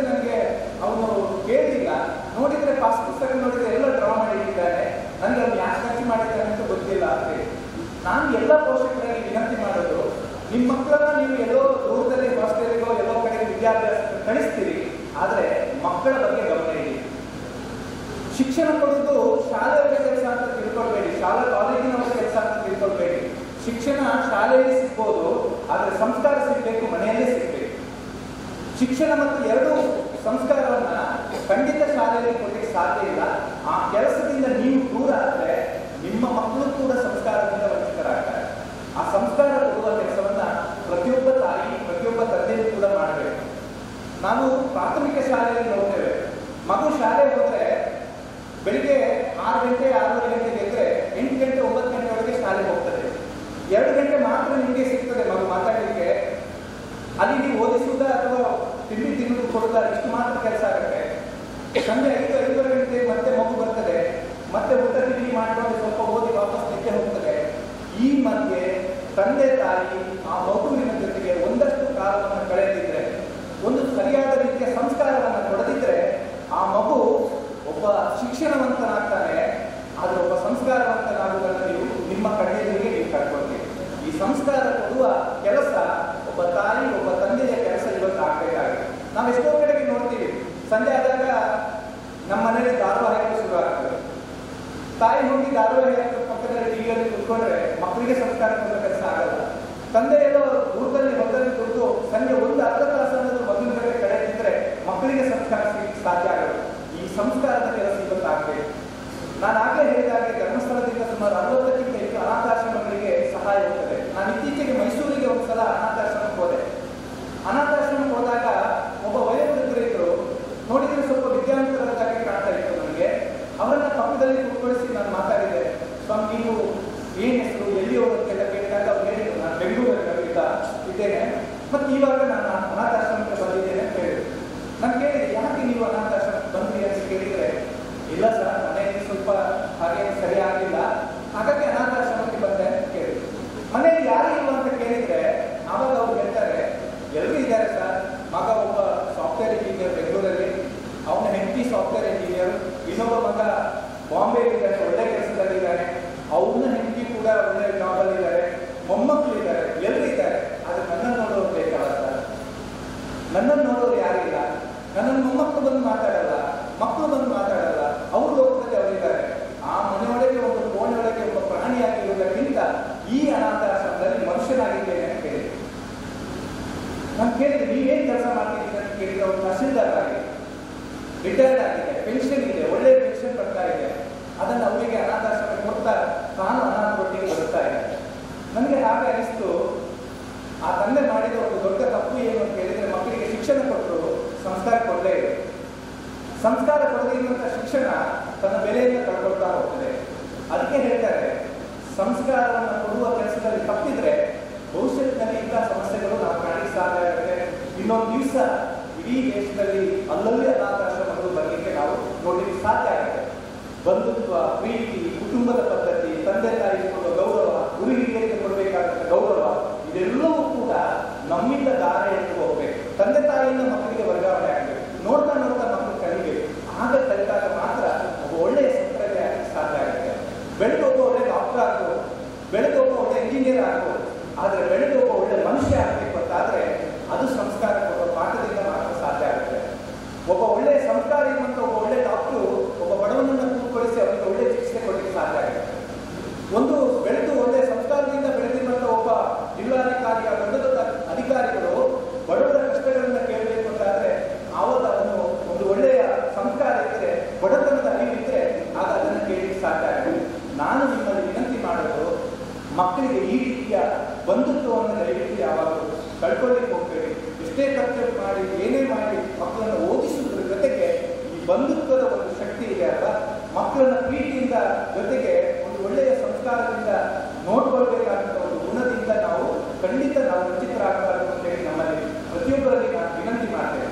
ಅದೇ ರೀತಿ ವಿದ್ಯಾರ್ಥಿಗಳಿಗೂ ಕೂಡ ಹಾಗೆ, ನಾವು ಹೊರಗೆ ಹೋದಾಗ ಮನೆಯಲ್ಲಿ ತಂದೆ ತಾಯಿ ಆಶ್ರಮದಲ್ಲಿ ಬೆಳಿತೀವಿ, ನಾವು ಆಶ್ರಯದಲ್ಲಿ ಬೆಳಿತೇವೆ. ನೀವು PUC ಆಗಿ ನಾಳೆ ಇಂಜಿನಿಯರಿಂಗ್ ಮೆಡಿಕಲ್ ಮಾಡಬೇಕಾದ್ರೆ ಹಾಸ್ಟೆಲ್ಗೆ ಹೋಗ್ತೀರಿ. ಆದರೆ ಎಲ್ಲೇ ಇದ್ರೂ ಕೂಡ ಹೊರ ಪ್ರಪಂಚ ತುಂಬಾ ಚೆನ್ನಾಗಿ ಕಾಣ್ತದೆ, ವರ್ಣರಂಜಿತ ಪ್ರಪಂಚ ಇರ್ತದೆ, ವಿಶ್ವವರ್ತುಲ ಇರ್ತದೆ ಹೊರ ಪ್ರಪಂಚ. ಆದರೆ ಅಲ್ಲಿ ಎಲ್ಲಿಯೂ ಕೂಡ ನಾವು ತಪ್ಪದ ಇರುವ ರೀತಿಯಲ್ಲಿ ನಮ್ಮ ತಂದೆ ತಾಯಿಯ ಪ್ರೀತಿ ನಮ್ಮನ್ನ ಯಾವಾಗಲೂ ಕಾಪಾಡಬೇಕು. ನಾವು ನಂಬಿರುವಂತಹ ಪ್ರೀತಿ, ಶ್ರದ್ಧೆ, ನಮ್ಮ ತಂದೆ ತಾಯಿ ನಾವು ಸಣ್ಣವರಿದ್ದಾಗ ನಮ್ಮನ್ನ ಸಾಕಿರುವಂತಹ ರೀತಿ, ಅವ್ರು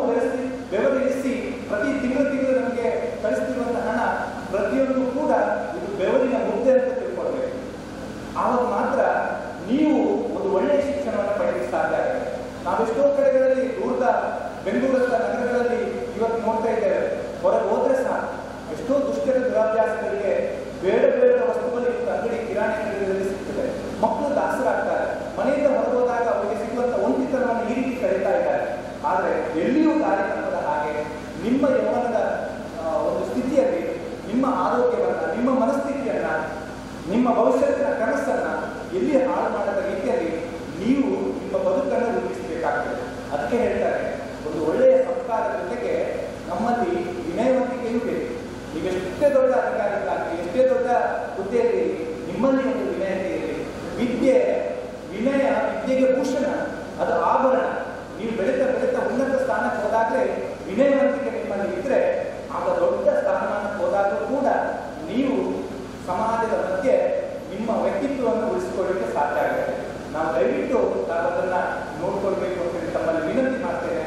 ನಾವು ಸಮಾಜದ ಇವತ್ತಿನ ಸ್ಥಿತಿ ಹೇಗಿದೆ ಅಂತ ಕೇಳಿದ್ರೆ ನಾವು ಬೆಳೀತಾ ಬೆಳೀತಾ ನಮ್ಮಲ್ಲಿರುವಂತಹ ಒಳ್ಳೆತನವನ್ನು ಕಳ್ಕೊಳ್ತೇವೆ. ಯಾರೊಬ್ರು ರೈತರು ಈ ಗಾಣಕ್ಕೆ ಒಂದು ಎತ್ತನ್ನು ಕಟ್ಟಿದ್ದಾರೆ, ಗಾಣ ತೆಗೆಯಲಿಕ್ಕೆ. ಅವಾಗೆಲ್ಲ ಕಬ್ಬು ಗಾಣ ಕೊಡೋದು, ಎಣ್ಣೆ ಗಾಣ ಕೊಡೋದು ಎಲ್ಲ ಮಾಡ್ತಾ ಇದ್ರು. ಅವ್ರು ಏನ್ ಮಾಡಿದ್ರು ಅಂತ ಕೇಳಿದ್ರೆ, ಗಾಣಕ್ಕೆ ಎತ್ತನ್ನ ಕಟ್ಟಿ ಅದನ್ನು ಓಡಿಸ್ಬಿಟ್ಟು ಪಕ್ಕದಲ್ಲಿ ಒಂದು ಮರದ ಕೆಳಗೆ ವಿಶ್ರಾಂತಿ ತಗೊಳ್ತಾ ಇದ್ದಾರೆ. ಆ ಎತ್ತು ಗಾಣ ತೆರೀತಾ ಇತ್ತು, ಯಾರು ಅದರ ಹಿಂದೆ ಇರಲಿಲ್ಲ. ಆಗ ಕಾಲೇಜ್ ಹೋಗುವಂತ ಎರಡು ವಿದ್ಯಾರ್ಥಿಗಳು ಅಲ್ಲಿ ಕೂತ್ಕೊಂಡಿರುವಂತ ವ್ಯಕ್ತಿಯನ್ನ ಕೇಳಿದ್ರಂತೆ, ಸರ್ ನೀವೇನ್ ಮಾಡ್ತಾ ಇದ್ದೀರಿ? ನಾನು ಗಾಣ ತಿರುಗಿಸ್ತಾ ಇದ್ದೇನೆ, ಈಗ ಎತ್ತನ್ನ ಗಾಣ ತಿರುಗಿಸ್ತಾ ಬಿಟ್ಟು ನಾನು ಇಲ್ಲಿ ಬಂದು ವಿಶ್ರಾಂತಿ ತಗೊಳ್ತೇನೆ ಅಂತ ಹೇಳಿದ್ದಾರೆ. ಆಗ ವಿದ್ಯಾರ್ಥಿಗಳು ಕೇಳಿದ್ರಂತೆ, ಸರ್ ಎತ್ತು ಅಲ್ಲಿ ತಿರುಗ್ತಾ ಇದ್ದಾವೆ, ನೀವಿಲ್ಲಿ ಕೂತಿದ್ದಾವೆ, ಅಕಸ್ಮಾತ್ ಆ ಎತ್ತು ಅಲ್ಲಿ ಕೂತ್ರೆ ನಿಮ್ಗೆ ಹೇಗೆ ಗೊತ್ತಾಗುತ್ತೆ? ಅದೇನಾದ್ರು ಆ ಕಡೆ ತಿರುಗದೆ ಇದ್ರೆ ನಿಮ್ಗೆ ಹೇಗೆ ಗೊತ್ತಾಗುತ್ತೆ ಅಂತ ಕೇಳಿದರು. ಅದಕ್ಕೆ ಆ ವ್ಯಕ್ತಿ ಹೇಳಿದಂತೆ, ಗಾಣ ತಿರುಗುವ ಎತ್ತಿಗೆ ಒಂದು ಗಂಟೆ ಕಟ್ಟಿದ್ದೇನೆ, ಆ ಗಂಟೆ ನಿಂತ್ರೆ ಎತ್ತು ನಿಂತಿದೆ ಅಂತ ನಮ್ಗೆ ಗೊತ್ತಾಗುತ್ತೆ, ಹೋಗಿ ವಾಪಸ್ ಓಡಿಸ್ತೇನೆ ಅಂತ ಹೇಳಿದರು. ಆಗ ವಿದ್ಯಾರ್ಥಿಗಳು ಕೇಳಿದಂತೆ, ಅಕಸ್ಮಾತ್ ಎತ್ತು ಅಲ್ಲೇ ನಿಂತ್ಕೊಂಡು ಹೀಗೆ ಗಂಟೆ ಅಲ್ಲಾಡಿಸ್ತಾ ಇದ್ರೆ ನಿಮ್ಗೆ ಗೊತ್ತಾಗುತ್ತೆ ಎತ್ತು ಓಡ್ತದೆ ಇಲ್ವಾ ಅಂತ ಹೇಳಿ. ಆಗ ರೈತ ಹೇಳಿದಂತೆ, ನೋಡ್ರಿ ಹುಡುಗ, ಅದು ನಿಮ್ಮಷ್ಟು ಓದಿಲ್ಲ ಅಂತ ಹೇಳಿದ್ರೆ. ಅಂದ್ರೆ ಓದು ನಮಗೆ ಅಡ್ಡ ದಾರಿ ಕಲಿಸಬಾರ್ದು, ಓದು ನಮಗೆ ನೇರ ದಾರಿ, ಬದುಕಿನ ಸನ್ಮಾರ್ಗವನ್ನ ಕಲಿಸಬೇಕು ಅನ್ನೋದು ಇದರ ತಾತ್ಪರ್ಯ. ನನ್ನ ಎಲ್ಲ ವಿದ್ಯಾರ್ಥಿ ಸ್ನೇಹಿತರಲ್ಲಿ ನಿಮ್ಮೆಲ್ಲರಲ್ಲಿ ವಿನಂತಿ ಮಾಡ್ತೇನೆ, ನಿಮ್ಮ ಈ ವರ್ಷದ ಸ್ಕಾಲರ್ಶಿಪ್ ನಿಮಗೆ ಬಂದಾಗಿದೆ. ಕಳೆದ ಸೆಪ್ಟೆಂಬರ್ನಿಂದ ಕಳೆದ ಜೂನ್ ತಿಂಗಳವರೆಗೆ ನಿಮಗೆ ಬಂದಿದೆ. ಪ್ರತಿ ಸಲ ಸ್ಕಾಲರ್ಶಿಪ್ ಬಂದಾಗ ನೀವು ನಿಮ್ಮ ಪಾಸ್ ಪುಸ್ತಕ ಚೆಕ್ ಮಾಡಿ, ನಿಮಗೆ SMS ಬರ್ತದೆ. ಆ SMS ನೋಡಿ, ವಾಟ್ಸಪ್ ಅಲ್ಲ SMS ನೋಡಿ, ಆಗ ನಿಮಗೆ ಹಣ ಯಾವಾಗ ಬಂದಿದೆ, ಎಷ್ಟು ಬಂದಿದೆ ಎಲ್ಲವೂ ನಿಮಗೆ ಗೊತ್ತಾಗ್ತದೆ. ಜೊತೆಗೆ ಕಳೆದ ವರ್ಷದ್ದೆಲ್ಲ ನಿಮಗೆ ಸ್ಕಾಲರ್ಶಿಪ್ ಬಂದಿದೆ. ಇನ್ನು ಈ ತಿಂಗಳಲ್ಲಿ ಅಂದ್ರೆ ಅಕ್ಟೋಬರ್ 3ರ ನಂತರ ಮತ್ತೆ ರಿನ್ಯೂವಲ್ ಆಗ್ತದೆ. ಯಾರಿಗೆಲ್ಲ ನಿಮಗೆ ಇವತ್ತು ಮಂಜೂರಾತಿ ಪತ್ರ ಬಂದಿದೆ ಅಲ್ವಾ, ನೀವು ಮಂಜೂರಾತಿ ಪತ್ರ ಬಂದ ಮೇಲೆ ಈ ವರ್ಷದ ಫೀಸ್ ಕಟ್ಟಿದ ಮೇಲೆ ಕಾಲೇಜು ದೃಢೀಕರಣವನ್ನೆಲ್ಲ ತಗೊಂಡು ಏನೇನು ದಾಖಲಾತಿಗಳನ್ನೆಲ್ಲ ರೆಡಿ ಮಾಡಿ ನಿಮ್ಮ ಯೋಜನಾ ಕಚೇರಿಯಲ್ಲಿ ನೀವು ರಿನ್ಯೂವಲ್ ಮಾಡಬೇಕಾಗ್ತದೆ. ನಿಮ್ಮ ರಿನ್ಯೂವಲ್ ಮಾಡಿದ್ರೆ ಮತ್ತೆ ನಿಮಗೆ ಅಕ್ಟೋಬರಿಂದ ಮುಂದಿನ ಜೂನ್ ತಿಂಗಳವರೆಗೆ ನಿಮಗೆ ಸ್ಕಾಲರ್ಶಿಪ್ ಬರ್ತದೆ. ರಿನ್ಯೂವಲ್ ಮಾಡದಿದ್ರೆ ನಿಮಗೆ ಸ್ಕಾಲರ್ಶಿಪ್ ಬರೋದಿಲ್ಲ. ಆಗ ನಿರ್ದೇಶಕರು ನಾಗೇಶ್ ಹೇಳಿದ್ರು, ನೀವೇನಾದರೂ ಕಳೆದ ವರ್ಷದ ಯಾವುದೇ ಸಬ್ಜೆಕ್ಟ್ ಅಲ್ಲಿ ಫೇಲ್ ಆದರೆ ನಿಮಗೆ ಸ್ಕಾಲರ್ಶಿಪ್ ಸಿಗೋದಿಲ್ಲ.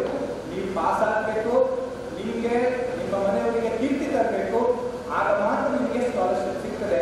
ಇದನ್ನು ನೀವು ತಿಳ್ಕೊಂಡು ಈ ವಿದ್ಯಾರ್ಥಿ ವೇತನವನ್ನು ನೀವು ಮಾಡಿಕೊಳ್ಬೇಕು ಅಂತ ತಮ್ಮಲ್ಲಿ ವಿನಂತಿಯನ್ನು ಮಾಡ್ತಾ, ಇಲ್ಲಿ ಸೇರಿರುವಂತಹ ಎಲ್ಲ ವಿದ್ಯಾರ್ಥಿಗಳಿಗೆ ಕ್ಷೇತ್ರದ ಮಂಜುನಾಥ ಸ್ವಾಮಿ ನಿಮ್ಮ ಭವಿಷ್ಯವನ್ನು ಉಜ್ವಲವಾಗಿ ಮಾಡಿ, ನಿಮ್ಮ ಮುಂದಿನ ವಿದ್ಯಾಭ್ಯಾಸವನ್ನು ಚೆನ್ನಾಗಿ ಆ ಸ್ವಾಮಿ ಅನುಗ್ರಹ ಮಾಡಿ. ಎಲ್ಲ ಪೋಷಕರಿಗೆ ನೀವೆಲ್ಲ ವಿದ್ಯಾರ್ಥಿಗಳು ಮಕ್ಕಳಾಗಿ ಅವರನ್ನ ಪ್ರೀತಿಯಿಂದ ಸಾಕಿ ಸಲಹಿ ನೀವು ತಂದೆ ತಾಯಿಯ ಋಣವನ್ನ ತೀರಿಸುವ ಕೆಲಸ ಆಗಲಿ ಅಂತ ಹೇಳಿ, ಜೊತೆಗೆ ಸಮಾಜದ ಋಣವನ್ನ ತೀರಿಸುವ ಕೆಲಸ ನಿಮ್ಮ ಕೈಯಾಗಿ, ನಿಮ್ಮೂರಿಗೆ ನೀವು ಒಳ್ಳೆಯ ಅಧಿಕಾರಿಗಳ, ಡಾಕ್ಟರ್, ಒಳ್ಳೆಯ ಸೇವಕರಾಗಿ ನಿಮ್ಮೂರಿನ ಸೇವೆಯನ್ನು ನೀವು ಮಾಡುವ ಅವಕಾಶ ಈ ಊರಿಗೆ ಸಿಗಲಿ. ಅದರಿಂದ ಹೆಗ್ಗಡೆ ತಾಲೂಕು ಒಂದು ಒಳ್ಳೆಯ ತಾಲೂಕಾಗಿ ಬೆಳೆಯಲಿಕ್ಕೆ ಇಲ್ಲಿರುವ ವಿದ್ಯಾರ್ಥಿಗಳ ಕೊಡುಗೆಯನ್ನು ಸಿಗಲಿ ಅಂತ ಹಾರೈಸ್ತಾ, ಮತ್ತೊಮ್ಮೆ ವೇದಿಕೆಯಲ್ಲಿರುವಂತಹ ಎಲ್ಲ ಹಿರಿಯರಿಗೆ ಕ್ಷೇತ್ರದ ಪರವಾಗಿ ಧನ್ಯವಾದವನ್ನು ಸಲ್ಲಿಸ್ತಾ, ಇಲ್ಲಿರುವಂತಹ ಎಲ್ಲರಿಗೂ ಕೃತಜ್ಞತೆ ಸಲ್ಲಿಸಿ ನನ್ನ ಮಾತನ್ನು ಮುಗಿಸ್ತೇನೆ. ನಮಸ್ಕಾರ. ವಿದ್ಯಾರ್ಥಿ ಅಮೃತ ಇವರಿಗೆ ವೇದಿಕೆ ಮೇಲಿರುವ ಎಲ್ಲ ಗಣ್ಯರಿಗೆ ವಂದಿಸ್ತಾ ಹಾಗೆ ಇವತ್ತಿನ ಈ ಸುಜ್ಞಾನ ನಿಧಿ ಮಂಜೂರಾತಿ ಪತ್ರವನ್ನು ಪಡೆದುಕೊಂಡು ಕೆಲವರು ನೀವು ಕೋರ್ಸನ್ನು ಕಂಪ್ಲೀಟ್ ಮಾಡಿದ್ದೀರಿ. ಹಾಗೆ ಇನ್ನೂ ಕೆಲವರು ನಿಮ್ಮ ಜೀವನದಲ್ಲಿ ಉತ್ತಮ ಸಾಧನೆಗಳನ್ನು ಮಾಡಲಿಕ್ಕಿದ್ದೀರಿ. ಸೊ ನಿಮ್ಮೆಲ್ಲರ ನಡುವೆ ನಾನು ಕೂಡ ಒಬ್ಬ. ನಾನು ನನ್ನ B.Ed ಕೋರ್ಸಿಗೆ ಈ ಒಂದು ಸುಜ್ಞಾನ ನಿಧಿ ಶಿಷ್ಯ ವೇತನವನ್ನು ಪಡೆದುಕೊಂಡು ಹಾಗೆ ಅದನ್ನು ಕಂಪ್ಲೀಟ್ ಮಾಡಿ ಇವಾಗ ನಾನು ಒಂದು ವಿದ್ಯಾಸಂಸ್ಥೆಯಲ್ಲಿ ಶಿಕ್ಷಕನಾಗಿ ಕೆಲಸ ನಿರ್ವಹಿಸ್ತಾ ಇದ್ದೇನೆ. ಅಂದರೆ ನನ್ನ ಜೀವನದಲ್ಲಿ ಅದರಲ್ಲೂ ಶಿಕ್ಷಣದ ಜೊತೆಗೆ ಏನಾದರೂ ಕಿಂಚಿತ್ ಯಶಸ್ಸು ಕಾಣಲಿಕ್ಕೆ ಈ ಒಂದು ಕಾರ್ಯಕ್ರಮದ ಪಾಲು ಕೂಡ ಇದೆ ಅಂತ ಹೇಳಲಿಕ್ಕೆ ತುಂಬ ಹೆಮ್ಮೆ ಆಗುತ್ತೆ. ನೋಡಿ, ನಾವು ಆರ್ಥಿಕವಾಗಿ ಬಹಳ ದುರ್ಬಲ ಆಗಿರುವಂಥ ಸಂದರ್ಭದಲ್ಲಿ ಶಿಕ್ಷಣ ಅನ್ನುವಂಥದ್ದು ಒಂದು ಭರವಸೆಯ ಬೆಳಕಾಗಬೇಕಾಗುತ್ತೆ. ಶಿಕ್ಷಣದ ಮೂಲಕ ಮಾತ್ರ ನಾವು ಆರ್ಥಿಕವಾಗಿರ್ಬೋದು, ಸಾಮಾಜಿಕವಾಗಿರ್ಬೋದು, ಯಾವುದೇ ರೀತಿಯ ಒಂದು ಬದಲಾವಣೆಯ ಒಂದು ಭರವಸೆಯನ್ನು ಕಂಡುಕೊಳ್ಳಿ ಸಾಧ್ಯ ಆಗುತ್ತೆ. ಹಾಗಾಗಿ ಎಲ್ಲ ಈಗ ಒಂದು ಯಾವುದೇ ರೀತಿಯ ಆರ್ಥಿಕ ಸಹಾಯ ಇರ್ಬೋದು, ಇನ್ಯಾವುದೇ ಸಹಾಯ ಇರ್ಬೋದು, ಕೇವಲ ಕೆಲವು ದಿನಗಳಿಗೆ ಸೀಮಿತ ಆಗುತ್ತೆ. ಆದರೆ ಒಂದು ವಿದ್ಯಾರ್ಥಿ ಲೇಖನ ಕಾರ್ಯಕ್ರಮ ಇರ್ಬೋದು, ಅದರಿಂದ ನಾವು ನಮ್ಮ ಶಿಕ್ಷಣವನ್ನು ಮುಂದುವರಿಸುವುದರಿಂದ ನಮ್ಮ ಜೀವನದಲ್ಲಿ ಒಂದು ಮಹತ್ತರ ಬದಲಾವಣೆ ಆಗ್ತದೆ. ಈಗ ನೀವು ಕೂಡ ಹಾಗೆ ನಿಮ್ಮ ತಂದೆ ತಾಯಿಯವರಿಗೆ ಶಿಕ್ಷಣವನ್ನು ಪಡ್ಕೊಳ್ಳಿಕ್ಕೆ ಬಹಳ ಕಷ್ಟ ಆಗಿರ್ಬೋದು. ಆದರೆ ಬೇರೆ ಬೇರೆ ಕಾರಣಗಳಿಂದ ಅವರು ತುಂಬ ಸ್ಯಾಕ್ರಿಫೈಸ್ ಮಾಡಿ ನಿಮ್ಮ ಶಿಕ್ಷಣದ ಬಗ್ಗೆ ಕಾಳಜಿ ವಹಿಸ್ತಾರೆ. ಹಾಗೆ ಇದೇ ರೀತಿಯ ಕಾರ್ಯಕ್ರಮ ಇರ್ಬೋದು, ಇನ್ನಿತರ ಸಂಘ ಸಂಸ್ಥೆಗಳಿರ್ಬೋದು, ಇವರೆಲ್ಲ ಸಹಕಾರದಿಂದ ನಾವು ನಮ್ಮ ಜೀವನದಲ್ಲಿ ಶಿಕ್ಷಣವನ್ನು ಸರಿಯಾಗಿ ಪಡ್ಕೊಂಡಾಗ ನಿಮ್ಮ ವೈಯಕ್ತಿಕವಾಗಿ ಕೂಡ ನಿಮ್ಮ ಜೀವನದಲ್ಲಿ ಅಭಿವೃದ್ಧಿ ಆಗ್ತದೆ. ಅದರ ಜೊತೆಗೆ ಮುಂದಿನ ಹಂತದಲ್ಲಿ ನಿಮ್ಮ ಸಂಪೂರ್ಣವಾದ ಒಂದು ಫ್ಯಾಮಿಲಿಯಲ್ಲಿ ಒಂದು ಬದಲಾವಣೆ, ನಿಮ್ಮ ಸಂಸಾರದಲ್ಲಿ ಕೂಡ ಒಂದು ರೀತಿಯ ಬದಲಾವಣೆಯನ್ನು ಕಂಡುಕೊಳ್ಳಿಕ್ಕೆ ಸಾಧ್ಯ ಆಗುತ್ತೆ. ಹಾಗಾಗಿ ಶಿಕ್ಷಣ ಅನ್ನುವಂಥದ್ದು ಬಹಳ ಮುಖ್ಯವಾದಂಥ ಒಂದು ಅಸ್ತ್ರ. ಅದು ಕೂಡ ದುರ್ಬಲ ವರ್ಗದವರಿಗೆ ಬಹಳ ಒಂದು ಬೆಳಕನ್ನು ಚೆಲ್ತಕ್ಕಂಥ ಒಂದು ಕ್ಷೇತ್ರ ಅಂತ ಹೇಳ್ಬೋದು. ಹಾಗಾಗಿ ನಮ್ಮ ಶಿಕ್ಷಣದಲ್ಲಿ ಇಂಥ ಒಂದು ಕಾರ್ಯಕ್ರಮ ಬಹಳ ಮಹತ್ತರವಾದ ಕಾರ್ಯವನ್ನು ನಿರ್ವಹಿಸ್ತದೆ. ನಾನು ಕೂಡ ಇದರ ಫಲಾನುಭವಿಯಾಗಿದ್ದೇನೆ. ನಾನು ಯಾವ ರೀತಿ ಸಹಾಯ ಮಾಡ್ಬೋದು ಅಂತ ಹೇಳಿದ್ರೆ, ನಾನು ಏನು ನನ್ನ ಜೀವನದಲ್ಲಿ ಕಂಡುಕೊಂಡಿದ್ದೇನೆ, ಒಂದು ವ್ಯಾಲ್ಯೂಸ್ ಇರ್ಬೋದು, ಮೌಲ್ಯ ಇರ್ಬೋದು, ಅಥವಾ ಸಂಸ್ಕಾರ ಇರ್ಬೋದು, ಇಂಥವುಗಳನ್ನ ನನ್ನ ವಿದ್ಯಾರ್ಥಿಗಳಿಗೆ ನಾನು ಹೇಳಿಕೊಡಲಿಕ್ಕೆ ಸಹಾಯ ಆಗ್ತಾ ಇದೆ. ಬೇರೆ ರೀತಿ ಆರ್ಥಿಕವಾಗಿ ನಾನು ಸಹಾಯ ಮಾಡಲಿಕ್ಕೆ ಸಾಧ್ಯ ಇಲ್ಲದೆ ಇದ್ದು ನಾನೇನು ತಿಳ್ಕೊಂಡಿದ್ದೇನೆ, ನನ್ನ ಜೀವನ ಅನುಭವಗಳೇನಿದೆ, ನಾನೇನು ಓದ್ಕೊಂಡಿದ್ದೇನೆ, ಇದನ್ನ ನನ್ನ ವಿದ್ಯಾರ್ಥಿಗಳಿಗೆ ಹೇಳಿಕೊಡ್ಲಿಕ್ಕೆ ಸಾಧ್ಯ ಆಗುತ್ತೆ. ನೋಡಿ, ಸಮಾಜದಲ್ಲಿ ಬದಲಾವಣೆಗೆ ಸಹಾಯ ಆಗುತ್ತೆ ಅಲ್ವಾ? ಸೊ ನೀವು ಕೂಡ ಹಾಗೆ, ನೀವು ಮುಂದೆ ನಿಮ್ಮ ಜೀವನದಲ್ಲಿ ಉತ್ತಮ ಒಂದು ಹಂತಕ್ಕೆ ಹೋದಾಗ ನಿಮಗೆ ಯಾವ ರೀತಿಯ ಅಂದ್ರೆ ನೀವು ಜನರನ್ನು ಎಜುಕೇಟ್ ಮಾಡಬಹುದು, ನಿಮಗೆ ಗೊತ್ತಿರೋ ವಿಷಯಗಳನ್ನ ನೀವು ಮಾಹಿತಿಯನ್ನು ಸಮಾಜಕ್ಕೆ ಕೊಡಬಹುದು, ಕಮ್ಯುನಿಟಿ ಕೊಡಬಹುದು. ಇದರಿಂದ ಸಮಾಜ ಬದಲಾವಣೆ ಆಗಬೇಕು. ಸೊ ಹಾಗಾಗಿ ಈ ಒಂದು ಅರ್ಥಪೂರ್ಣವಾದ ಕಾರ್ಯಕ್ರಮದಲ್ಲಿ ನಾವು ನೀವೆಲ್ಲರೂ ಭಾಗಿಯಾಗಿದ್ದೇವೆ. ಇಂತಹ ಕಾರ್ಯಕ್ರಮವನ್ನು ನಾವು ಸದಾ ಸ್ಮರಿಸೋಣ.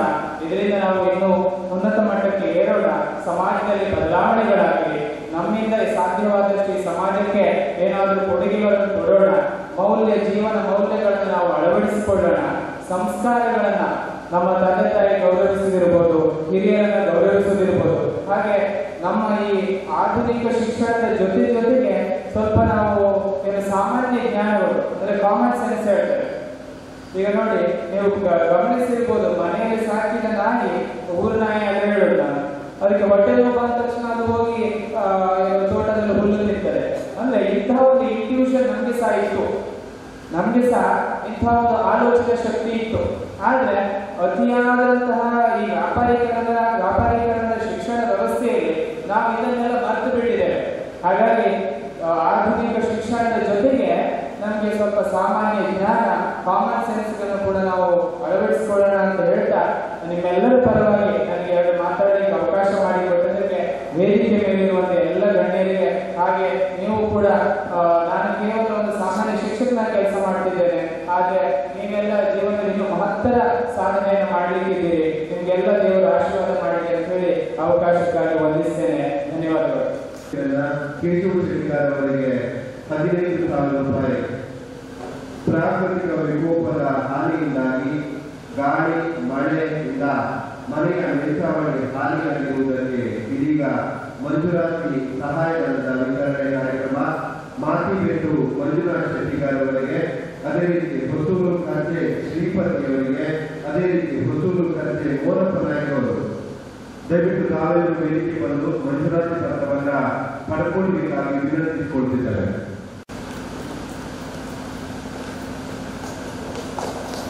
ಅಧಿಕಾರು ಅಶ್ವಿನಿ, ಹರ್ಷಿತಾ ಶೆಟ್ಟಿ ಅಧಿಕಾರು, ವಿಷ್ಣು ಪ್ರಸಾದ್ ಹೆರ್ಗುಂಡೆ, ರಕ್ಷಿತಾ ಜೆ ಹೊಸೂರ ಶಿಕ್ಷಣ ಈ ಸಮಾಜಕ್ಕೆ ಮಾದರಿಯಾಗಿ ಎಂದು ಮಾಡುತ್ತಿದ್ದಾರೆ.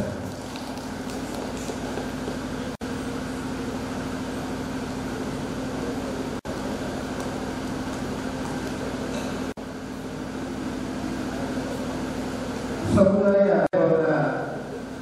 ಇವರಿಗೆ ಶ್ರೀ ಕ್ಷೇತ್ರ ಧರ್ಮಸ್ಥಳ ಗ್ರಾಮಾಭಿವೃದ್ಧಿ ಯೋಜನೆ ವತಿಯಿಂದ ಅನುದಾನ ದೇವಾಡಿಗರ ಸಮುದಾಯ ಭವನ ಸಂಘದ ಅಧ್ಯಕ್ಷರು ಬಂದು ಪಡ್ಕೊಳ್ಬೇಕಾಗಿ ವಿನಂತಿಸಿಕೊಳ್ತಿದ್ದಾರೆ.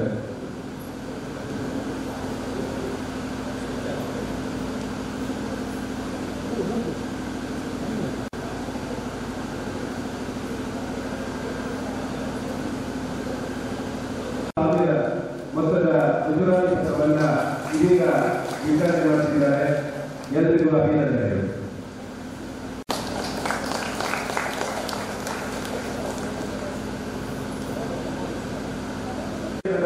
ಗ್ರಾಮಾಭಿವೃದ್ಧಿ ಯೋಜನೆಗೆ ಇವತ್ತೇನು ಈ ಕಾರ್ಯಕ್ರಮವನ್ನು ಯೋಜನೆ ಮಾಡಿದೆ,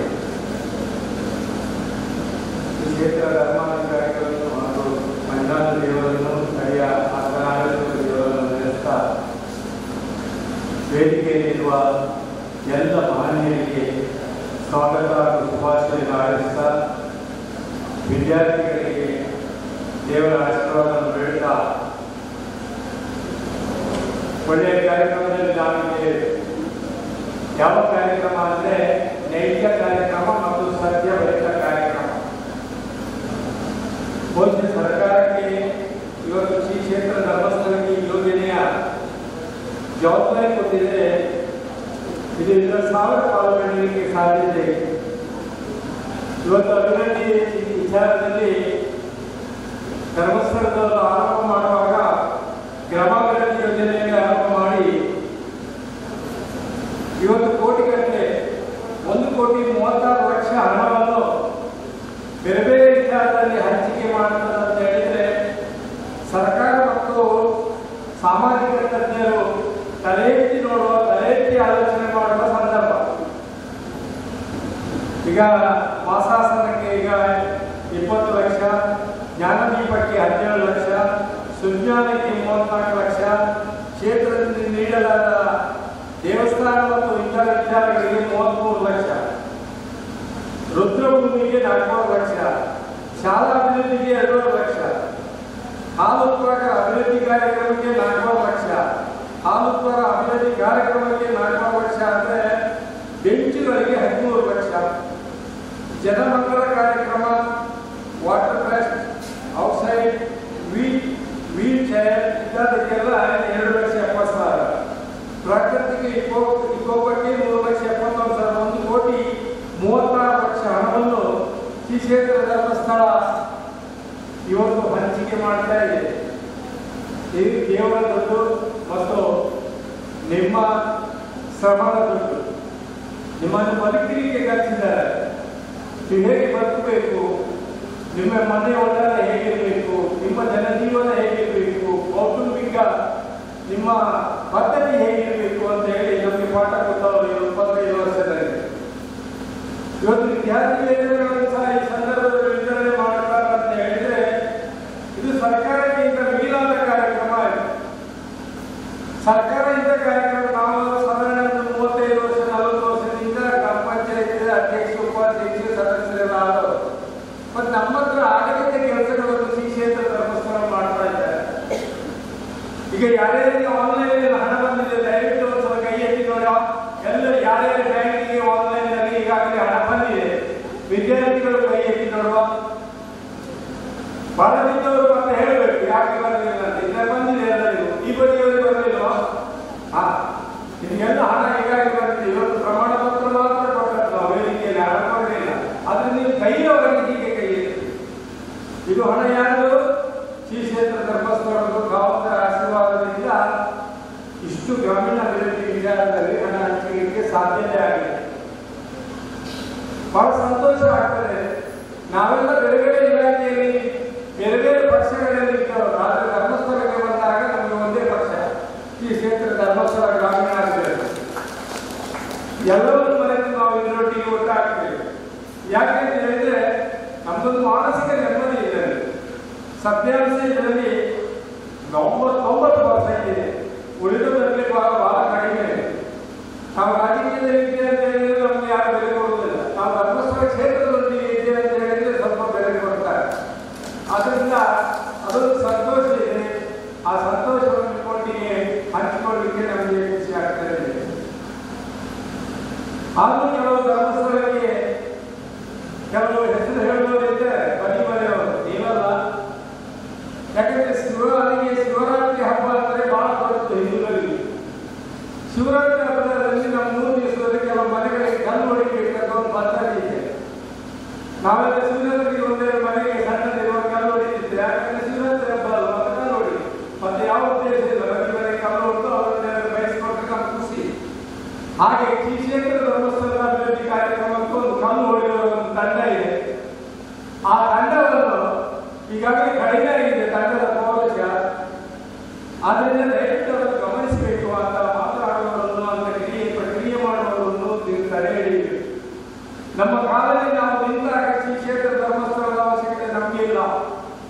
ನಮ್ಮ ಬಡತನ, ನಮ್ಮ ಪರಿಸ್ಥಿತಿಯ ಅನುಸಾರವಾಗಿ ಶ್ರೀ ಕ್ಷೇತ್ರ ಧರ್ಮಸ್ಥಳ ಇವತ್ತು ಮುಂದೆ ಬಂದಿದೆ. ಇವತ್ತು ಸಾವಿರಾರು ಕೋಟಿ ರೂಪಾಯಿಯನ್ನು ಬೇರೆ ಬೇರೆ ಮೈಕ್ರೋ ಫೈನಾನ್ಸ್ ಇಂದ ನಬಾರ್ಡಿಂದ ತಗೊಂಡಾಗಿ ನಮಗೆ ಹಂಚುತ್ತಾರೆ. ಹಂಚುವಾಗ ಅದು ದಾರಿಯಲ್ಲಿ ಬರುವಾಗ 1-2% ಹೆಚ್ಚಿಗೆ ಆಗ್ತದೆ. ಹೆಚ್ಚಿಗೆ ಸಂಬಳ ಕೊಡಬೇಕು, ಬೇರೆ ಬೇರೆ ಕೆಲಸಗಳೆಲ್ಲ ಇರ್ತದೆ. ಅದರಲ್ಲಿ ಉಳಿದ ಹಣವನ್ನು ಇವತ್ತು ಮಾಸಾಸನ ಮತ್ತು ವಿದ್ಯಾರ್ಥಿ ವೇತನವನ್ನು ಮತ್ತು ಇಷ್ಟು ಅಭಿವೃದ್ಧಿ ಕಾರ್ಯಕ್ರಮಗಳು ಹಂಚುತ್ತಾರೆ. ಅಂದರೆ ಇವತ್ತು ಸರ್ಕಾರ ಬಿಟ್ಟು ಎಲ್ಲ ಸಂಘ ಸಂಸ್ಥೆಗಳ ದೇಶದಲ್ಲಿ ತಲೆ ಕಟ್ಟಿಸುವಂತಾರೆ.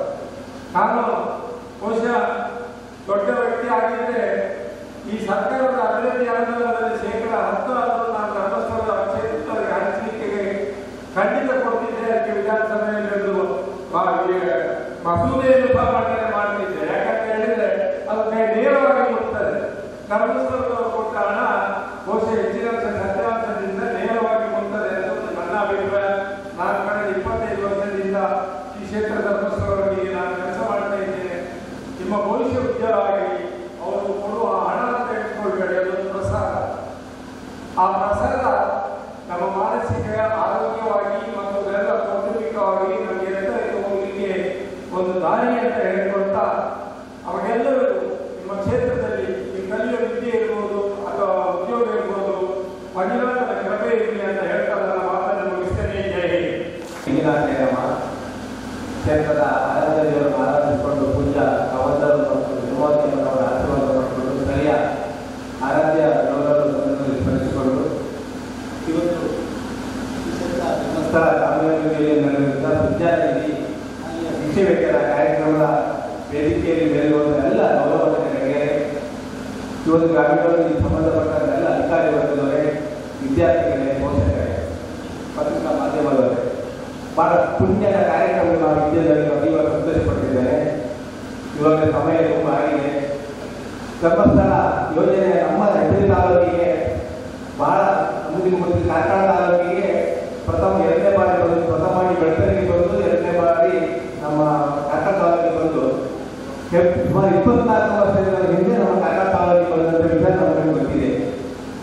ಹೆಬ್ರಿಯಲ್ಲಿ 2 ವರ್ಷ ತಾಲೂಕು ಯೋಜನೆ ಕಚೇರಿ ಉದ್ಘಾಟನೆ ಆದ ನಂತರ ನಮ್ಮ ಹೆಬ್ರಿ ತಾಲೂಕಿನವರಿಗೆ ಬೇರೆ ರೀತಿಯ ಏನೆಲ್ಲ ಸೌಲಭ್ಯ ಸಿಕ್ಕಿದೆ ಎಂದು ಮಾನ್ಯ ತಾಲೂಕು ಜನಜಾತಿ ವೇದಿಕೆ ಅಧ್ಯಕ್ಷರಾದ ತಿಳಿಸಿದ್ದಾರೆ.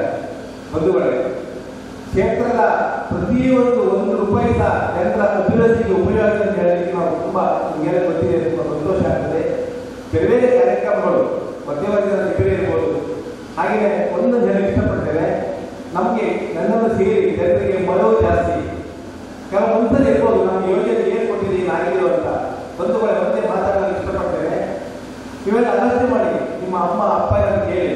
24 ವರ್ಷಗಳ ಹಿಂದೆ ಇರುವ ಮನೆಗಳಲ್ಲಿ 10% ಶೇಕಡ 10 ಜನರ ಮನೆಯಲ್ಲಿ ಒಂದೇ ಒಂದು ತೆಂಗಿನ ಮನೆ ಗೊತ್ತುಂಟು, ಒಂದು ಅಡಿಕೆ ಮನೆ ಗೊತ್ತುಂಟು. ಇವತ್ತು 100 ಮನೆಯಲ್ಲಿ ಕಡಿಮೆ 10 ತೆಂಗಿನ ಮರ. ಇವತ್ತಿನ ತೆಂಗಿನ ದರ ಪೇಪರ್ 50 ರೂಪಾಯಿ ಆಗಿದೆ.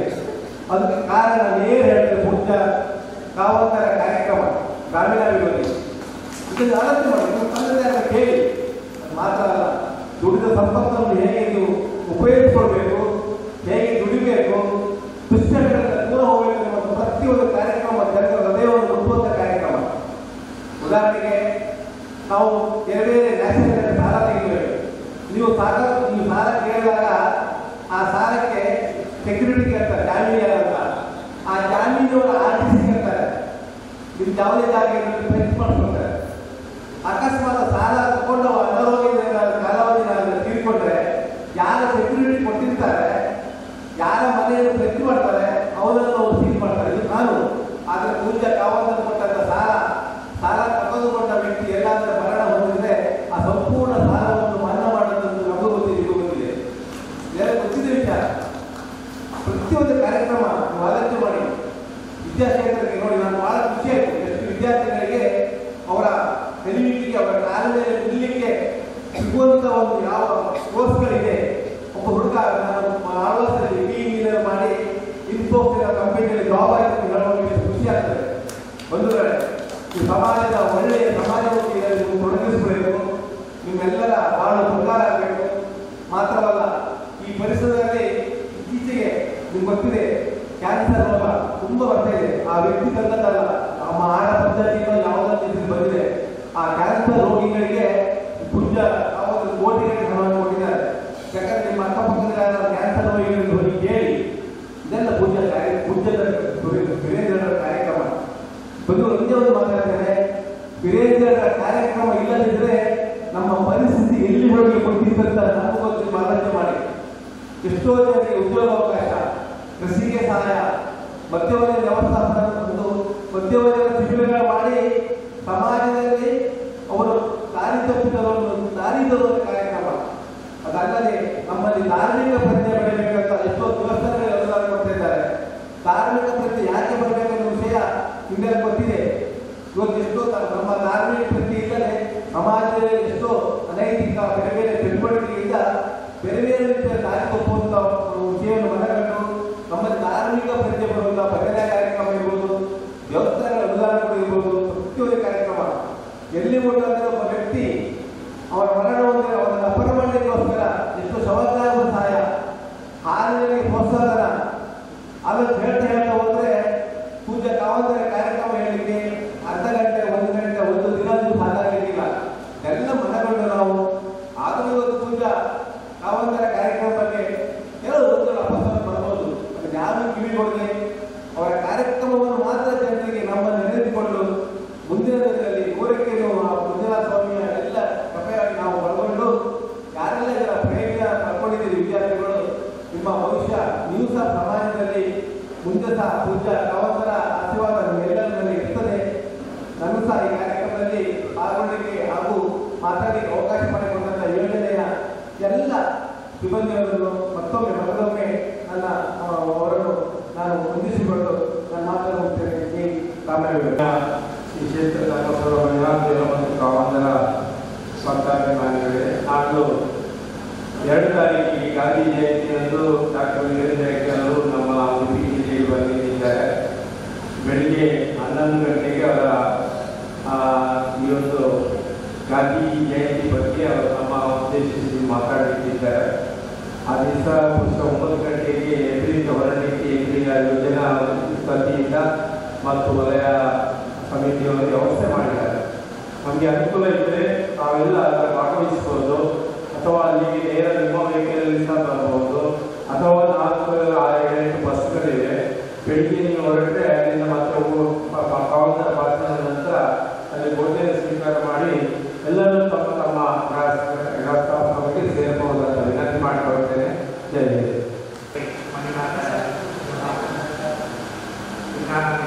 ಮತ್ತು ವಿಶ್ವವೇತನದ ಒಂದು ಸುಂದರ ಕಾರ್ಯಕ್ರಮದಲ್ಲಿ ನಾವಿಲ್ಲಿ ವೇದಿಕೆಯಲ್ಲಿರುವಂಥ ಎಲ್ಲ ಹಾಗೂ ವೇದಿಕೆಯ ಮುಂದಿರುವಂಥ ಎಲ್ಲ ನಮ್ಮ ಸರ್ಕಾರದ ಯೋಜನೆಗಳಿಗೆ ಅಷ್ಟೇ ಯೋಜನೆ ನಮ್ಮ ಧರ್ಮಸ್ಥಳ ಗ್ರಾಮಾಭಿವೃದ್ಧಿ ಯೋಜನೆಯಲ್ಲಿ ಹೇಳಕ್ಕೆ ನಾನು ಉದ್ದೇಶಿಸುತ್ತೇನೆ.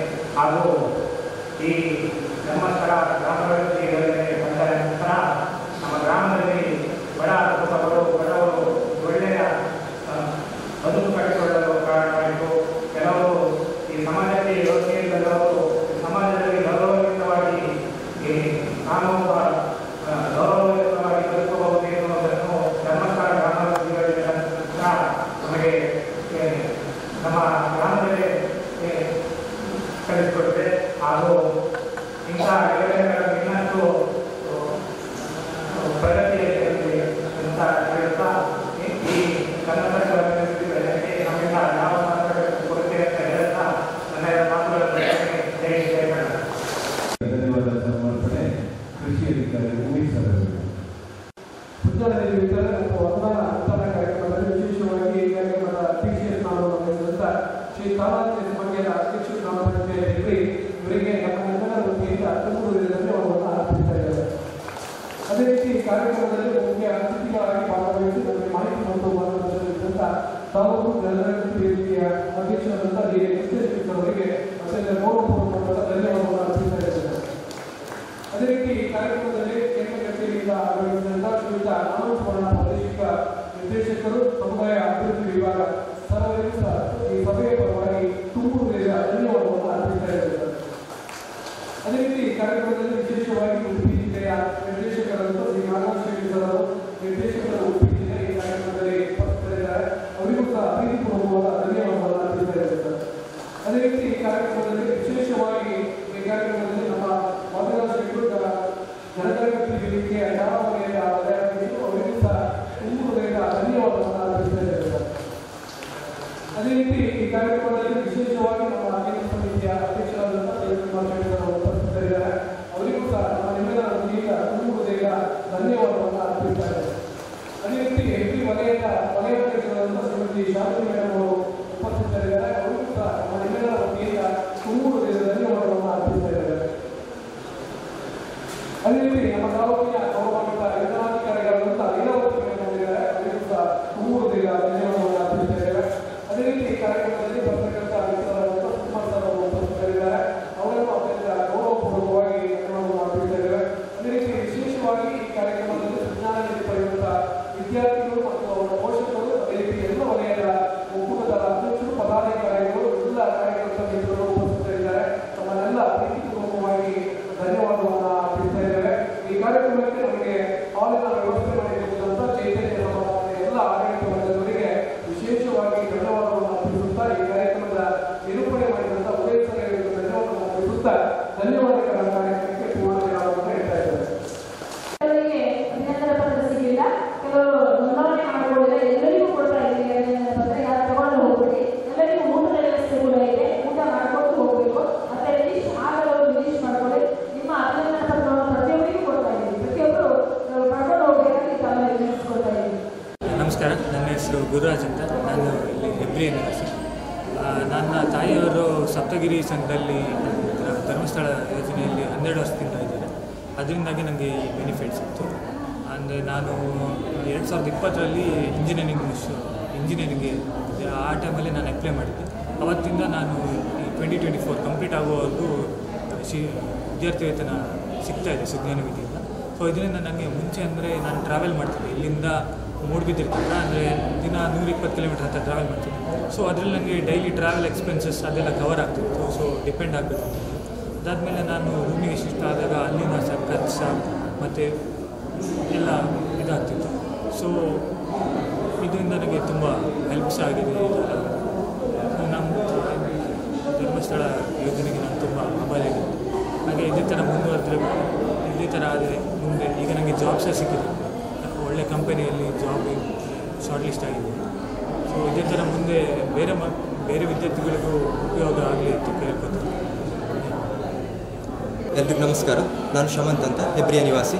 ನನ್ನ ಅಮ್ಮ ಈ ಧರ್ಮಸ್ಥಳ ಗ್ರಾಮೀಣಾಭಿವೃದ್ಧಿ ಯೋಜನೆಯ ಸದಸ್ಯರಾಗಿರೋದ್ರಿಂದ ನನಗೆ ಈ ಸುಜ್ಞಾನ ನಿಧಿ ಸ್ಕಾಲರ್ಶಿಪ್ ಪಡೆಯಲಿಕ್ಕೆ ಸಹಾಯ ಆಯಿತು. ನಾನು ವೈಕುಂಠ ಬಾಳಿಗ ಕಾನೂನು ಮಹಾವಿದ್ಯಾಲಯದಲ್ಲಿ 2ನೇ ವರ್ಷದ ವಿದ್ಯಾರ್ಥಿಯಾಗಿದ್ದೇನೆ. ಮೊದಲು ನನಗೆ ಈ ವಿಷಯ ಸ್ಕಾಲರ್ಶಿಪ್ ಸಿಗ್ತದೆ ಅಂತ ವಿಷಯ ಗೊತ್ತಾದ ತಕ್ಷಣ ನಾನು ಎಲ್ಲ ವಿಚಾರಿಸಿದಾಗ ಸ್ವಲ್ಪ ಟೈಮ್ ಎಕ್ಸ್ಟೆಂಡ್ ಆಗಿತ್ತು. ನಂತರ ನನಗೆ ಅವಕಾಶ ಸಿಕ್ತು ಅಪ್ಲೈ ಮಾಡಲಿಕ್ಕೆ. ನಾನು ಅಪ್ಲೈ ಮಾಡಿದ ಏನು ಬೇರೆ ಸ್ಕಾಲರ್ಶಿಪ್ ಥರ ಇದು ನಮ್ಮ ತುಂಬ ಪ್ರೊಸೀಜರ್ ಏನು ಅಷ್ಟು ಹೆಚ್ಚಿಲ್ಲ. ಏನಂದರೆ ನಾವು ಜಸ್ಟ್ ನಮ್ಮ ಮೇಜರ್ ಡಾಕ್ಯುಮೆಂಟ್ಸನ್ನೆಲ್ಲ ಇವರಿಗೆ ಕೊಟ್ಟರೆ ಎಲ್ಲ ಇವರ CSC ಸೆಂಟರಿಂದಲೇ ಇವರೆಲ್ಲ ಸ್ಕಾಲರ್ಶಿಪ್ಪನ್ನು ಇವರೇ ಅಪ್ಲೈ ಮಾಡ್ತಾರೆ. ಈ ಸ್ಕಾಲರ್ಶಿಪ್ಪಿಂದ ಬಹಳ ಹೆಲ್ಪ್ ಆಯಿತು. ಏನಂದರೆ ಸ್ಟೇಷನರೀಸ್ ಆಗಿರ್ಬೋದು, ಇದು ಎಕ್ಸಾಮ್ ಫೀಸ್ ಆಗಿರ್ಬೋದು, ಇವಕ್ಕೆಲ್ಲ ಇದು ಸಹಾಯ ಆಯಿತು ಅಂತ ಹೇಳಲಿಕ್ಕೆ ಇಷ್ಟಪಡ್ತೇನೆ. Thank you. ನನ್ನ ಹೆಸರು ಅಶ್ವಿನಿ ಅಂತೇಳಿ. ನನ್ನ ಅಪ್ಪನ ಹೆಸರು ಗಣೇಶ್ ನಾಯಕ್ ಮತ್ತು ಅಮ್ಮ ಜಯಂತಿ. ಅವರಿಬ್ಬರು ಧರ್ಮಸ್ಥಳ ಸಂಘದಲ್ಲಿ ಒಂದು 15 ವರ್ಷದಿಂದ ಇದ್ದಾರೆ. ನಮ್ಮ ಊರು ಎಣ್ಣೆಹೊಳೆ. ಕಳೆದ ವರ್ಷ ನನಗೆ ಈ ಸ್ಕಾಲರ್ಶಿಪ್ ಬಗ್ಗೆ ಗೊತ್ತಾಯಿತು, ಅದಕ್ಕೆ ನಾನು ಅಪ್ಲೈ ಮಾಡಿದ್ದೆ. ಸೊ ಈ ಸ್ಕಾಲರ್ಶಿಪ್ ಪ್ರತಿ ತಿಂಗಳು ಬರ್ತುಂಟು. ಮತ್ತು ಇದನ್ನು ನಾನು ನನ್ನದು ಬುಕ್ಸ್ ಮತ್ತು ಕಾಲೇಜ್ ಹೋಗಲಿಕ್ಕೆ ಬರಲಿಕ್ಕೆ ಪ್ರಯಾಣದ ಖರ್ಚಿಗೆ ನಾನು ಉಪಯೋಗಿಸ್ತಿದ್ದೇನೆ. ಇದರಿಂದ ತುಂಬ ಹೆಲ್ಪ್ ಆಗ್ತಿದೆ. ನಮ್ಮ ಊರು ಮೇಗದ್ದೆ. ನಾನು 15 ವರ್ಷದಿಂದ ತಂಡದಲ್ಲಿದ್ದೆ. ಧರ್ಮಸ್ಥಳ ಗ್ರಾಮಾಭಿವೃದ್ಧಿ ಯೋಜನೆಯಿಂದ ನನ್ನ ಮಗಳಿಗೆ ಸ್ಕಾಲರ್ಶಿಪ್ ಸಿಗ್ತಾ ಉಂಟು. ಮತ್ತು ಸುರಕ್ಷೆಯಲ್ಲಿ ಸಹ ನಾನು ತುಂಬ ಪ್ರಯೋಜನ ಪಡ್ತಿದ್ದೀನಿ. ಮತ್ತು ಸಾಲವನ್ನು ಪಡೆದು ಕೃಷಿ ಉತ್ಪನ್ನವನ್ನು ಸಹ ಮಾಡಿದ್ದೇವೆ, ಕೃಷಿ ನಾಟಿ ಮಾಡಿದ್ದೇವೆ.